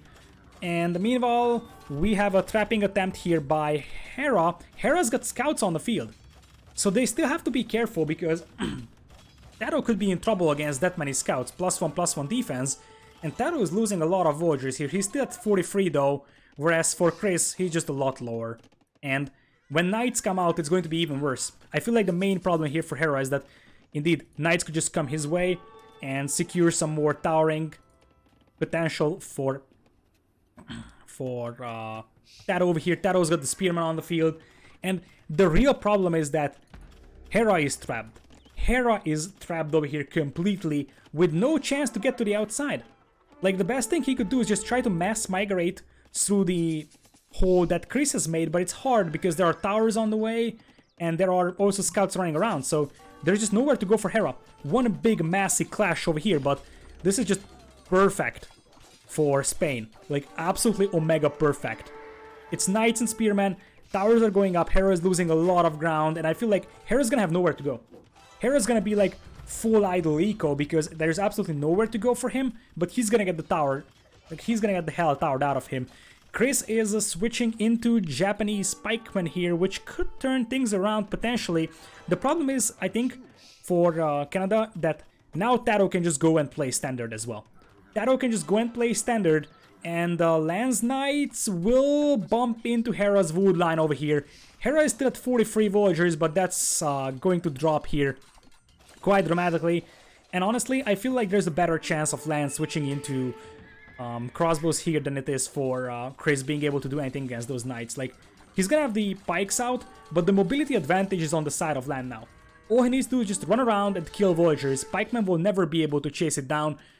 And meanwhile, there is still no chance for Hera to chop outside. This tower coming up from Taro means that Chris is off from this gold mine. He has to replace his gold mine elsewhere. And I feel like at this point... Oh, there's some knights from Chris. Knights from Chris could actually work out to a certain extent. The problem is that, I mean, Lan is just in a much better spot. 56 eco compared to 35. So 2 knights here aren't really going to save Canada or... yeah, Canada. And Taro, I could even make an argument for trying to just pull these vultures as well, delete the TC and move to the outside. Because Taro is going to be super safe on the outside and you could just need to boom now. Like, be safe on the outside. See, Taro is stonewalling. That would be the plan. Lan has stonewalled this part. They have 2 corners. By the way, if this game goes very, very long, Canada wouldn't have 2 corners because they only control this one. And this is the moment when Taro just wanna sit back, chill, and boom himself. Right?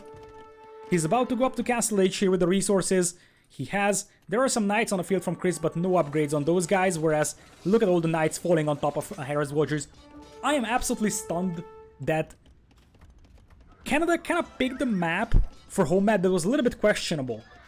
If you look at Chris and Hera, they're not the Chaos Pit style players, right? This was their first home map. And they come in with a game plan that was like, what was even the plan? Because I have no idea what the plan was. Absolutely no idea what the plan was here. Because it kind of felt like they were like, okay, we can try laming their herdables and whatever. But if this was the opponent's home map, I understand it. Because they say, okay, we weren't prepared for this map, we hate this map, we're just gonna go play YOLO type of a thing. But this was their own home map. Why did they pick a map they don't even have the slightest game plan for? Because it's either them having a game plan and executing it very, very badly, or not having a reasonable game plan at all. Hera is probably trying to sell stone for himself. He's got 22 on stone, but he's got no economy. Hera has like absolutely no economy here in this one. And if you look at Lan, Lan is the big winner of this. Because he's just booming and booming and booming on the outside. 70 villagers. And let's not sleep on Taro, who is also going up to Castle Age here. And from this point on, they can just play standard.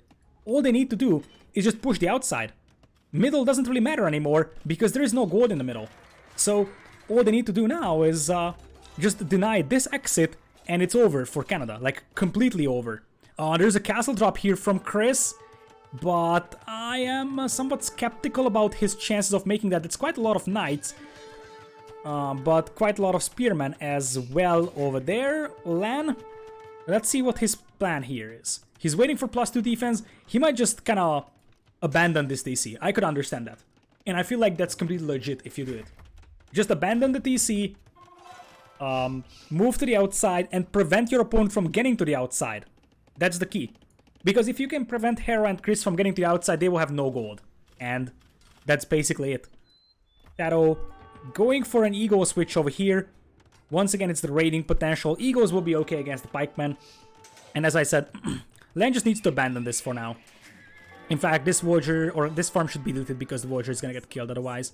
By the way, how are we doing with relics? That's something to pay attention for as well, because Lan is also Lithuanians, and would you look at that? That's 2 relics. So it's not just the fact that right now Canada has barely any control on the outside. It's not just about the fact that Hera is nowhere even close to getting to the outside, or nowhere even close to being a factor in this game right now. It's also the fact that a Lithuanian player now has 2 relics, and he's aggressively looking for the others. he's gonna find this one most likely. They have control over this. This could be 4 relics Lithuanian player as well, even though I dislike the fact that the relics are gathered in this monastery. So yeah, castle goes up, congrats, but that's not gonna do anything useful for you, because now Taro is up to Castle Agent. Apparently he's gonna be continuing to be disruptive. Goes Eagle Warrior, and I guess they're just gonna try and finish off Taro, or Hera here, and I feel like a very, very disappointing performance from Canada, and I cannot stress this enough times. I massively disagree with the Chaos Pit pick, because literally what I said before the game is that Chaos Pit is kind of like a coin flip. It could go either way, and when you're one game behind, do you want to go for Chaos Pit? And the answer is, the only way you go for Chaos Pit when you are behind like that, in a matchup that should be relatively even between the two teams, is if you have a 100% working game plan. And I have not even the slightest clue what the game plan was for Canada here. Absolutely no idea. Like, it seemed like Hera tried to be aggressive. Remember that they also used their restart. So they tried playing this, called a restart. Then started playing again. Hera tried to lame some Herdabos from Lan, or from Tado. Didn't work out.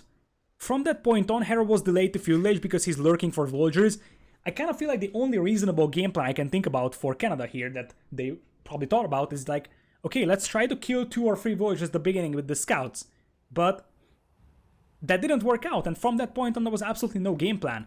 In fact, the fact that Hera was far away from his TC with the Scout and didn't push in the Deer delayed his Feudal Age, and this is exactly what I explained at the beginning of the game, that one of the best ways to defend against an Inca Wheel Rush is by making a tower defense. Hera was 4 on wood. I thought it's going to be a tower defense for him. No, instead he went for like 23 pop, barracks only. He got pushed off from his wood line because the Inca Villagers would have slaughtered him. On the other side, Chris went for Japanese, once again puzzling pick. Especially if you compare it, like, what did you get from Japanese on this game? You get cheaper mining camps, lumber camps, and you get faster attacking spearmen. That's the only thing that Canada got from picking Japanese here. And they could have saved Japanese for islands, or team islands. For the faster working fishing ship and stronger fishing ship. They could have saved it for Nomad.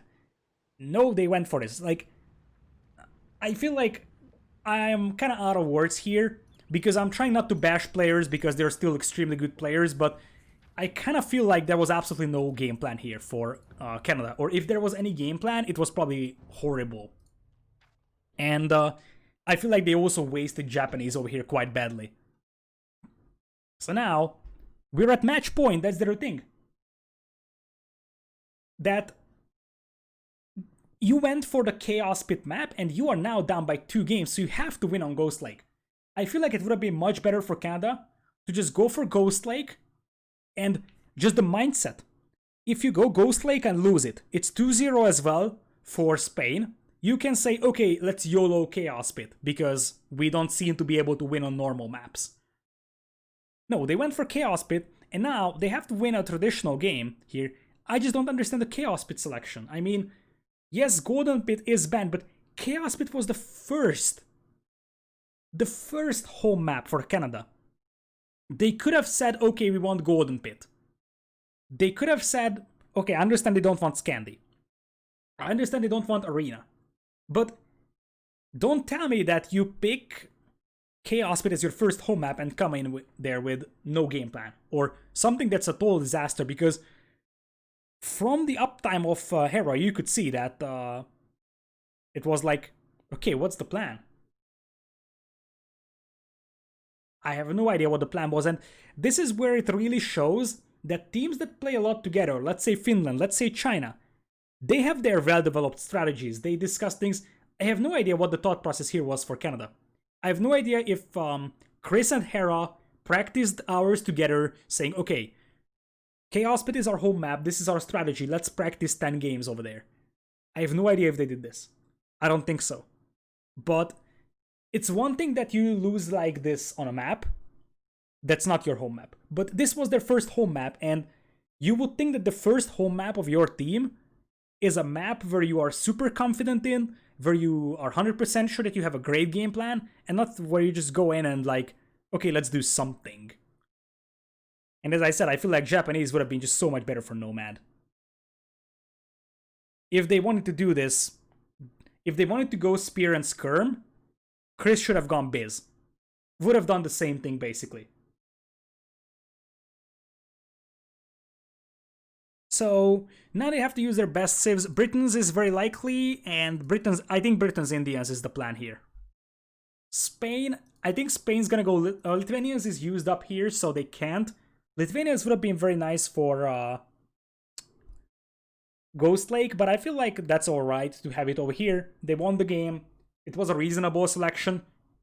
Much more reasonable than Japanese was for Canada, and Incas were completely legitimate. Vikings Goths could be. Yeah, honestly, it should be. If they see the Indian pick, if they assume it's going to be Indians, you can go Goths. And the reason why is because what can Britons and Indians do against Huskars? Nothing. Knights would clean up the Huskars, but Camels don't. So if you anticipate your opponent going Britons Indians here, which is completely legitimate, because Spanish is probably Nomad alongside Persians or something like that. Let's say Portuguese Mongols for islands, it is very likely it's Indians and Britons, right? And if you are 100% sure that your opponent is gonna pick Indians, Goths are actually a great civ. Do Indians have champs? Even if they do, they are slow. That's the problem. The thing is that in 2v2 you have to be able to move fast as well. We want 3 more games like first game. Can you make it happen? I can't, the players can, but so far I'm not sure if they will. That's my answer. And Kuman's Goths. Interesting. Not a bad choice. Because Kipchak are fun. I love this. I love the Kuman Goth pick. And you can tell that I feel like for Spain they have their game plan. Because just by looking at the civs, I'm like, okay, this is a plan. I see the theory behind this one. Britons and Indians are the standard picks here, and I have a feeling that Spanish was assuming that it's going to be Britons and Indians. They were like, okay, Britons and Indians are very, very frequently used on this map. Britons are super strong, so you shouldn't underestimate them. But if there is one civ that could cause a lot of headache right now for Canada, is Goths. What are they going to do? Britons have to go archers here, right? Because you need an archer civ. Indians don't have anything that can deal with Goths because they don't have knights. The only, other than Meso civs, the only one that cannot really deal with Goths in Castle Age is really Indians. Because, of course, you can go long swords. You can go champions with Britons. But if you go champions with Britons, let's say, then what's going to happen is that the Kuman player is going to go Kipchak, Gothic player is going to go Halb, and then the Indian camels will be eaten.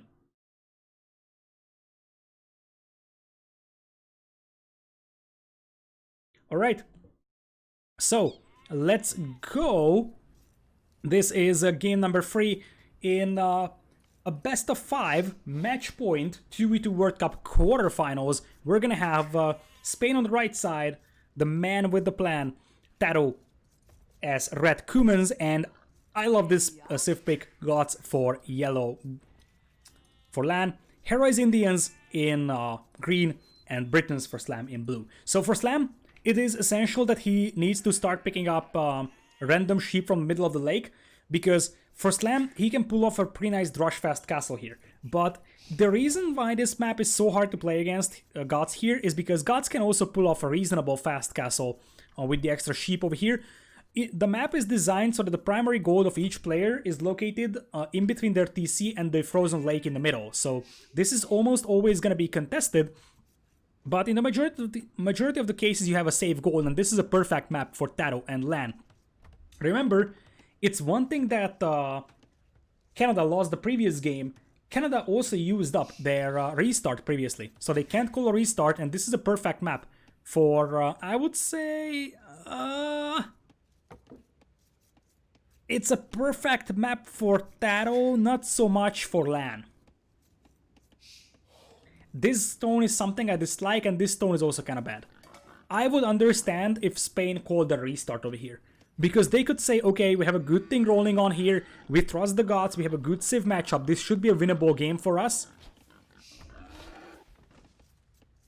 So I could really see them calling a restart, because the stone mines aren't great for LAN. By the way, LAN is up against Hera, which actually complicates a little bit for Spain over here, because you want your Gothic player to be up against the Britain player. And you want your Cuman player to be up against the Indian player. Anyways, Hera's map, not so great, but he's got a gold at the back. But this gold mine is also pretty bad. If only they had their restart right now. And Slam's map, okay-ish, I guess, but his stones are both quite open, and that's a premium Drush from Slam. Remember, Drush FC is probably the standard way of playing Britons on this map, but it's also quite predictable. And because of that, I feel like Taro is gonna be prepared to deal with this one. And it's a matter of question, is Taro gonna go fast castle keep check right away? Or he just wants to go 2TC boom and just go for keep check after that? I can see either of that working out, but the 2TC boom might be a little bit too greedy over here. It depends. Oh, Hera the lamer boy.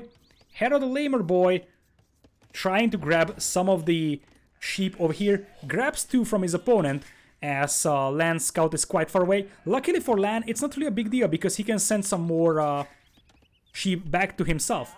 So I feel like the only map where laming 1 or 2 goats isn't really going to massively influence your opponent is... Now this could be a good one for Hera, but that villager does have a loom, so there is no kills over there. LAN is gonna go for the militias and the Drush. A little bit late with that food over there for the Drush. A lot of Brackside all time. So yep, Hera apparently managed to knock LAN out of his rhythm here. Hey Ornlu, back from sulking. What is sulking? How's been this set? The first game was amazing. Very, very back and forth. Super good. Game number 2, total disaster from Canada. Went into Chaos Pit. Chaos Pit is their first home map. They went in there and kind of felt like they had zero game plan going into that. They just got pretty much wrecked, like super destroyed. Alright, so militias in here for Slam Boy. Once again, as I said, I feel like it's so predictable to have a Drush FC with Britons on this map that Taro is going to be well prepared for this. And he is going for nice and comfy 20 pop-ups, so he's going to probably TC his gold mine. Or honestly, I'm not sure if you can squeeze in a TC over here because of that elevation, but this would be a nice TC spot. Volleying himself off, there should be no damage done. Hera, quick walls are coming in there as well. LAN apparently didn't manage to bring in some of those extra sheep for himself. They're still chilling in the middle of the lake, so LAN is gonna have to add a lot more farms here. I don't like that. He should have actually just sent these guys back. It would have been so helpful. Because you want to make sure that you don't have to drop a lot of farms here. Yeah, exactly, Ornlu. It's like, let's pick Chaos Pit, and even though we are super meta players. And you also could add the let's do 20 free pop scouts when my opponent is Inca wheel rushing me at 18 pop. Or let's pick Japanese just to make spears and skirms when I could do that with Byzantines and leave Japanese for Nomad. So it was a total disaster, to be honest. Anyways, interesting TC spot for Taro, but I actually like that. Because he's gonna have the stone safe, and I guess it's indeed Kipchak and Huskarl versus what is gonna be probably Camel. By the way, Hera is also drushing, so I guess Drush FC Camel is Hera's game plan for this game. For now, Slam Boy looking decent in the resource department. I'm somewhat surprised that he didn't collect a little bit more sheep, because that would have been so much more helpful for him. He's going up at 27. LAN not going up just yet. He probably does like 28, 29 with gods because you don't have a super strong eco and you want to be able to really spam those Huskars. So if everybody is doing Drush FC, I could make an argument for Lan even delaying to like 31-ish villagers. Yeah, absolutely. Or no, I also love the Gods pick. Especially against the Britons and Indians. I kind of feel like they expected Britons, Indians, and Gods are just the perfect way to deal with that. And this is match point. And this is why I never understood why Chaos Pit was the first home map for Canada and why they went for it first. Why not this map first and then go YOLO on Chaos Pit if they lose it? But, I mean, Hera and Slam or Hera and Chris are much better players than just throwaway games like that they did in the first one. That's actually a villager killed in the fight. Scout could also go down and that would be a huge trophy for Taro. Just kill the Scout. Kill the Scout. Boom. It's yoinked. So, with that, I feel like that's again a huge win for Spain over there. And like the reason why I was surprised about the previous game is because Arabia went so smooth for like Spain won Arabia, but the second half of Arabia was actually way better execution for Canada. So I feel like if they just play standard, they would have had a very, very good chance because Slam has been playing decently, Hera's been playing like a beast, but previous game just pretty much probably crippled their morale as well. Because after a disaster like that, I'm not 100% sure about the mentality of them getting into this game. But yeah, honestly, having Taro on your team helps quite a bit when you have to come up with strategies. Taro is one of those players who has some of the most innovative ideas in competitive Age of Empires. So I'm pretty sure that these mastermind plays are probably coming out of his head and not Lan's head. Which of course isn't a bad thing for Lan by any means. It's just the fact that he can be very, very happy that he's got a teammate that is very good at getting some new plays in to work. So it's not just coming up with new builds, it's really making them work.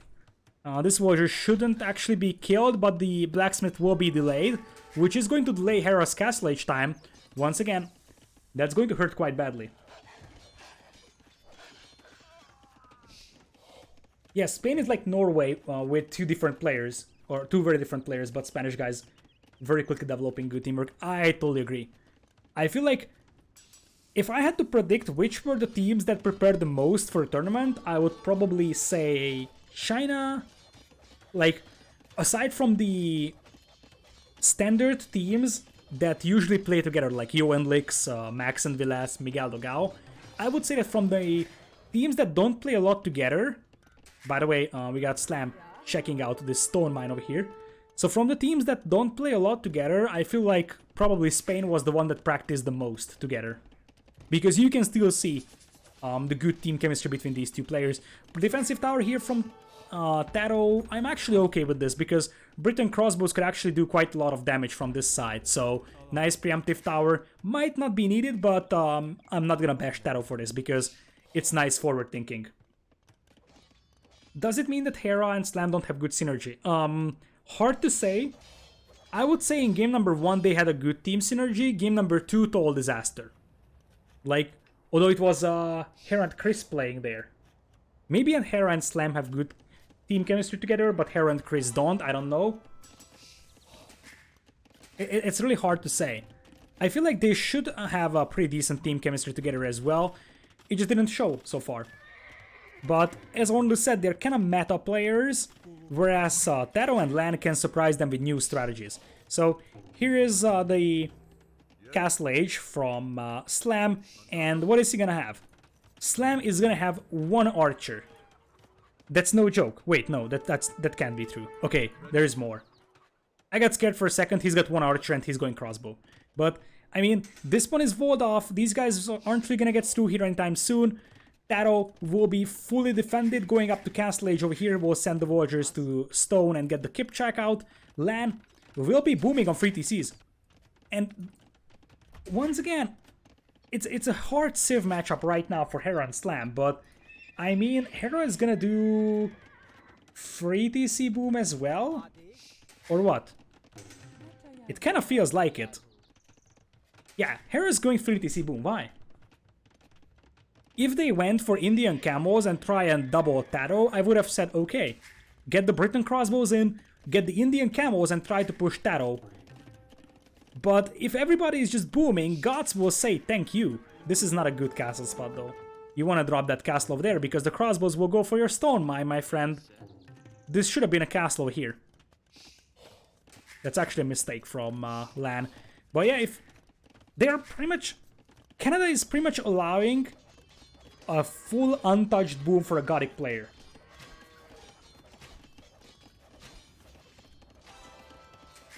Info about World Cup? What do you mean? You can check out everything that you need on Liquipedia because I'm pretty sure that's updated. There is also a spreadsheet with all the brackets and in-game statistics as well. So there are a lot of resources available.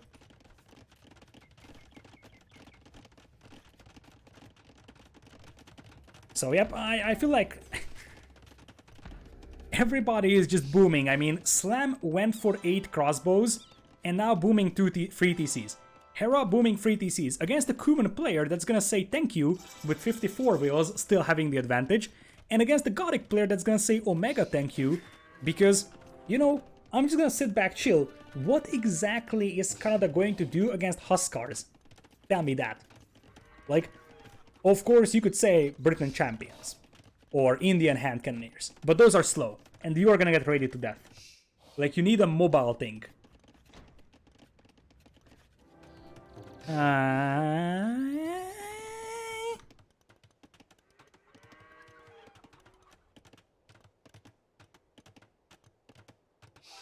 What is this? What is this from LAN? Are those barracks? Oh, that was slinging. Indeed, there is coinage.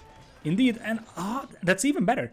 A Kuman player slinging Gothic player. This is gonna be a flood of Huskars very soon, and that explains these villagers because these will be barracks. This castle will make anarchy very soon, and you're probably gonna start making barracks over here. Indeed, Taro, free TC boom, slinging the Huskar pen. Do you know why this is gonna be good for Spain? Because look at the army numbers. Slam has 16 crossbows. That's gonna die to 10 Huskars. Hera has nothing.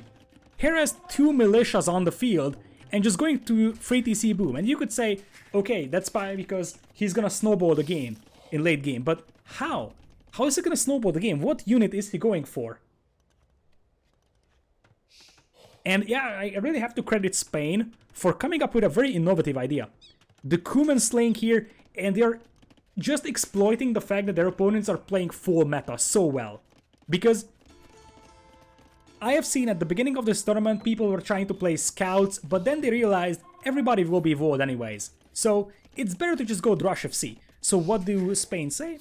You're just gonna go for Kuman boom, so you have the eco advantage, and you're gonna go for a Gothic boom, even better, because you anticipate the Britain play and you anticipate the Camel play. So, question to chat. What is going to happen when 20 Huskars arrive into the base of Slam? Because Hera has nothing to fight those. Even if he had, like, he doesn't even have any units that could be capable of dealing with that, that's one thing.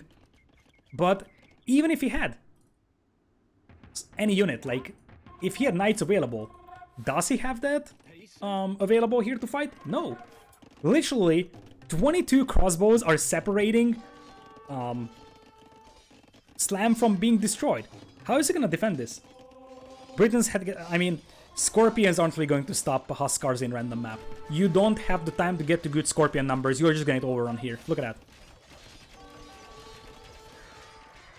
that. This fee is over. This fee is over with Taro just gonna say, okay, hello, remember, the primary gold is always on the front. So, if Taro drops a castle here, because that's gonna be a castle being dropped by Taro,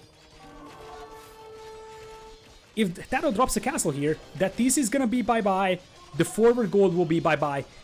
I have to say that Spain's game plan here is just super amazing. They played meta in Arabia, they won but barely. They played smart plays in Chaos Pit, and they play super smart in this one. I mean, Hera's imping, and Hera is teching into Swordsman. Wonderful. How much is going to be left out of Slam by the time Hera gets into Swordsman? That's the question. I mean, once these Huskars get through these walls, and they will get through the walls, make no mistake, Slam is gonna die. And yes, you are going to make swordsman. And the swordsman will have to move from here to here.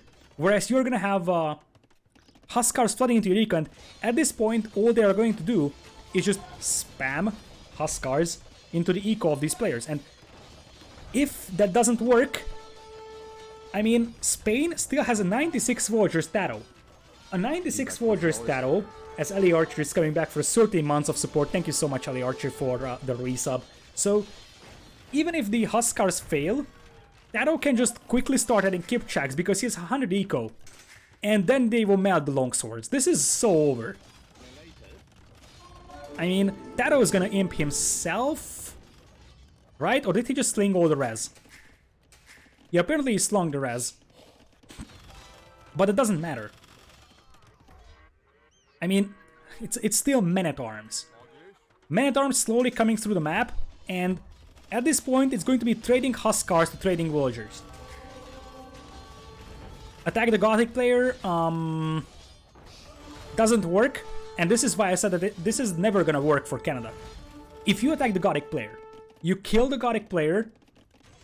Since the Gothic player is being slung by the Kuman player, the Gothic player will still be able to make Huskars here and flood the eco of blue player, right? And from that point on, you have no archer component from Slam. And if there is no archer component, as I said, I feel like Taro can just imp himself and go for Kipchak. And Kipchak will melt the longswords. That's the thing. So I think this is the moment when they stop slinging. And they're just gonna go for Kipchak. And that's gonna work. Plus, there is also a bunch of Huskars.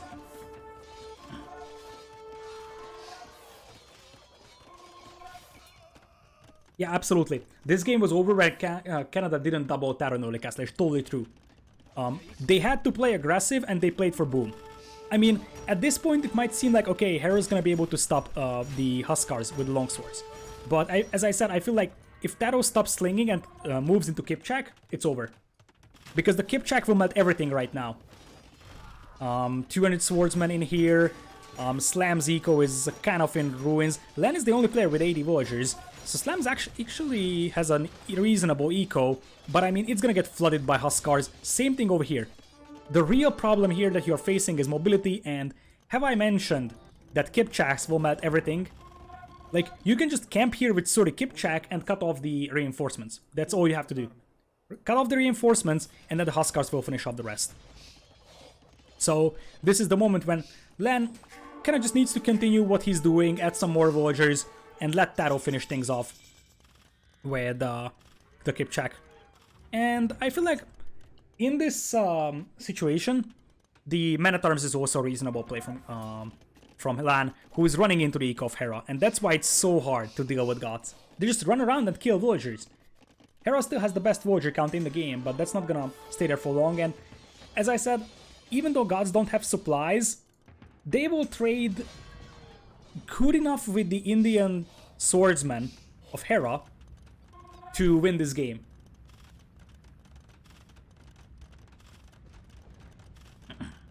So now it's Kipchak, and the Kipchak will just melt the swordsman. Like, they will come in here and die. Slam getting coinage, so he wants to sling Hera, but sling Hera into what? Into champions? That's not gonna work. Especially now that Hera has barely any swordsmen over here. Remember, the forward gold is here for Slam. All the primary golds are on the forefront. So this is something that Taro and Lan could prepare for and know that they can deny this one from Slam, who is going to be out of gold in a matter of seconds, I believe. And meanwhile, as I said, Kipchak will just come in here and clean this one up. I don't see this happening. I really don't see this happening for Canada. Spain would need to make a massive throw here to lose this game. Because there will be no answer to the Kipchak from Hera. And as I said, you just need to get the Kipchak in here, cut off the reinforcements from Hera. By the way, Taro could actually go for a trap here instead of Elite Kipchak and start trapping that castle down, trap that PC down. Look at the resources for Slam. He's got 0 gold right now, just sending out villagers over there to get that, but isn't really going to get that. And heavy camel. Heavy camel. Is it going to be like a heavy camel champion type of a thing? I guess Halberdier Kipchak beats that. And even more importantly, as I said, you just need to do this. And from this point on, the Huskars can flood him. Because now the champion will not be able to reach the base of Slam, and it's just a matter of Huskars running into the eco now. And also, like, yeah, get a trap out, trap that TC down. Feels bad, man. I don't understand. I don't understand. I was looking forward to this series so much because mechanically and skill-wise, the two teams should be very, very similar. However, the decision-making from Canada was like questionable at best, let's say. Now, that being said, Hera's gonna arrive here with a bunch of champions that they can melt TCs very fast. But I guess, I mean, Lan could also get his own champions had he not been housed. I think that the main problem right now is that, okay, Taro's gonna bring in the Kipchak, and it's much easier to bring in the Kipchak here and deal with the champions than it is to bring in the champions here to deal with the Huskars. And now there are champions running around here as well. Hera's eco is gonna be exposed. Lan is still at 95 villagers, the lowest in the game. And let's see, Lan, Imperial Camel, by the way, coming in for Hera. Remember, this is a forward gold as well for Lan, so he could lose that. And I think that this game is starting to be very, very similar to what we have seen in the first game, that Slam kind of just dies and Hera is trying to get him back in the game somehow. Imperial Age is there, by the way, for Lan. Not sure what's up with the production though, but there is Siege Ram, I believe. And like, I think Lan is gonna die slower than how fast Slam is dying. That's the problem. There is heavy camos, but Lan can just make Halberdiers to deal with them. Or heck, even like elite Huskars will be okay at just tanking up the damage.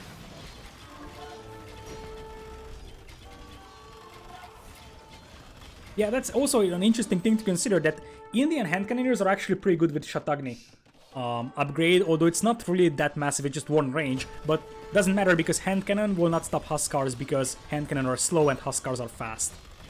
It's, I think, about the fact that Indians are just horribly overrated in 2v2, I believe. The camo seems strong, but in reality the fact that you don't have knights hurts you so badly. And yeah, I mean, champions are here. Wonderful. No murder holes, but the TC can help out dealing with this one. I don't think that Lan is going to suffer from that much as at least that Slam is suffering from. It's like Slam is about to lose everything. And the Kipchaks in good masses will even melt the camos. Because those camos will have 5 pierce armor, and the Kipchaks will fire a bunch of arrows. It's still a little bit concerning that Lan is getting slammed like this. Get it? Slammed. But I mean, Castle, it's gonna stay up. It's gonna stay up. And with that, I feel like Canada's hopes of winning this are just gone. Because Slam is down to 96 villagers, that's comparable to Lan. And that 96 villagers will be much lower now. And I feel like, especially if Taro has some extra resources, he could send them to Lan so Lan can make hubs. And also Lan should make a trap here, trap this castle down. And this massacre. Meanwhile, they're trying to set up trade over here, but I think this kind of summarizes the last 2 games of Canada. Yeah, exactly. As Orn is saying, it's just like game number 1. Hera has been having some amazing moments in game number 1 and game number 3. It's just a matter of it's too late now. It's way too late to play it like this now. Because now you have the Kipchak on the field, and the Kipchaks will just keep melting those champions. And, like, Hera indeed realizes that this is over. He taps out. I feel like as good as this matchup was looking on paper, we got a kind of disappointing matchup. We had an amazing game number 1 and a kind of lackluster game number 2 and 3. And it actually breaks my heart because I feel like in terms of gameplay skills, these two teams were very close to each other. But boy, the decision making for Canada was like Omega Potato. Game number 1, they played meta, basically, because it's Arabia. Game number 2, no idea what their plan was. No idea why they picked Chaos Pit as their home map. Like, I know that Hera doesn't like to play Arena, for example. But do you really think that your game number 2, being one game behind, should be Chaos Pit? And then go into a game with seemingly no game plan? That's hard.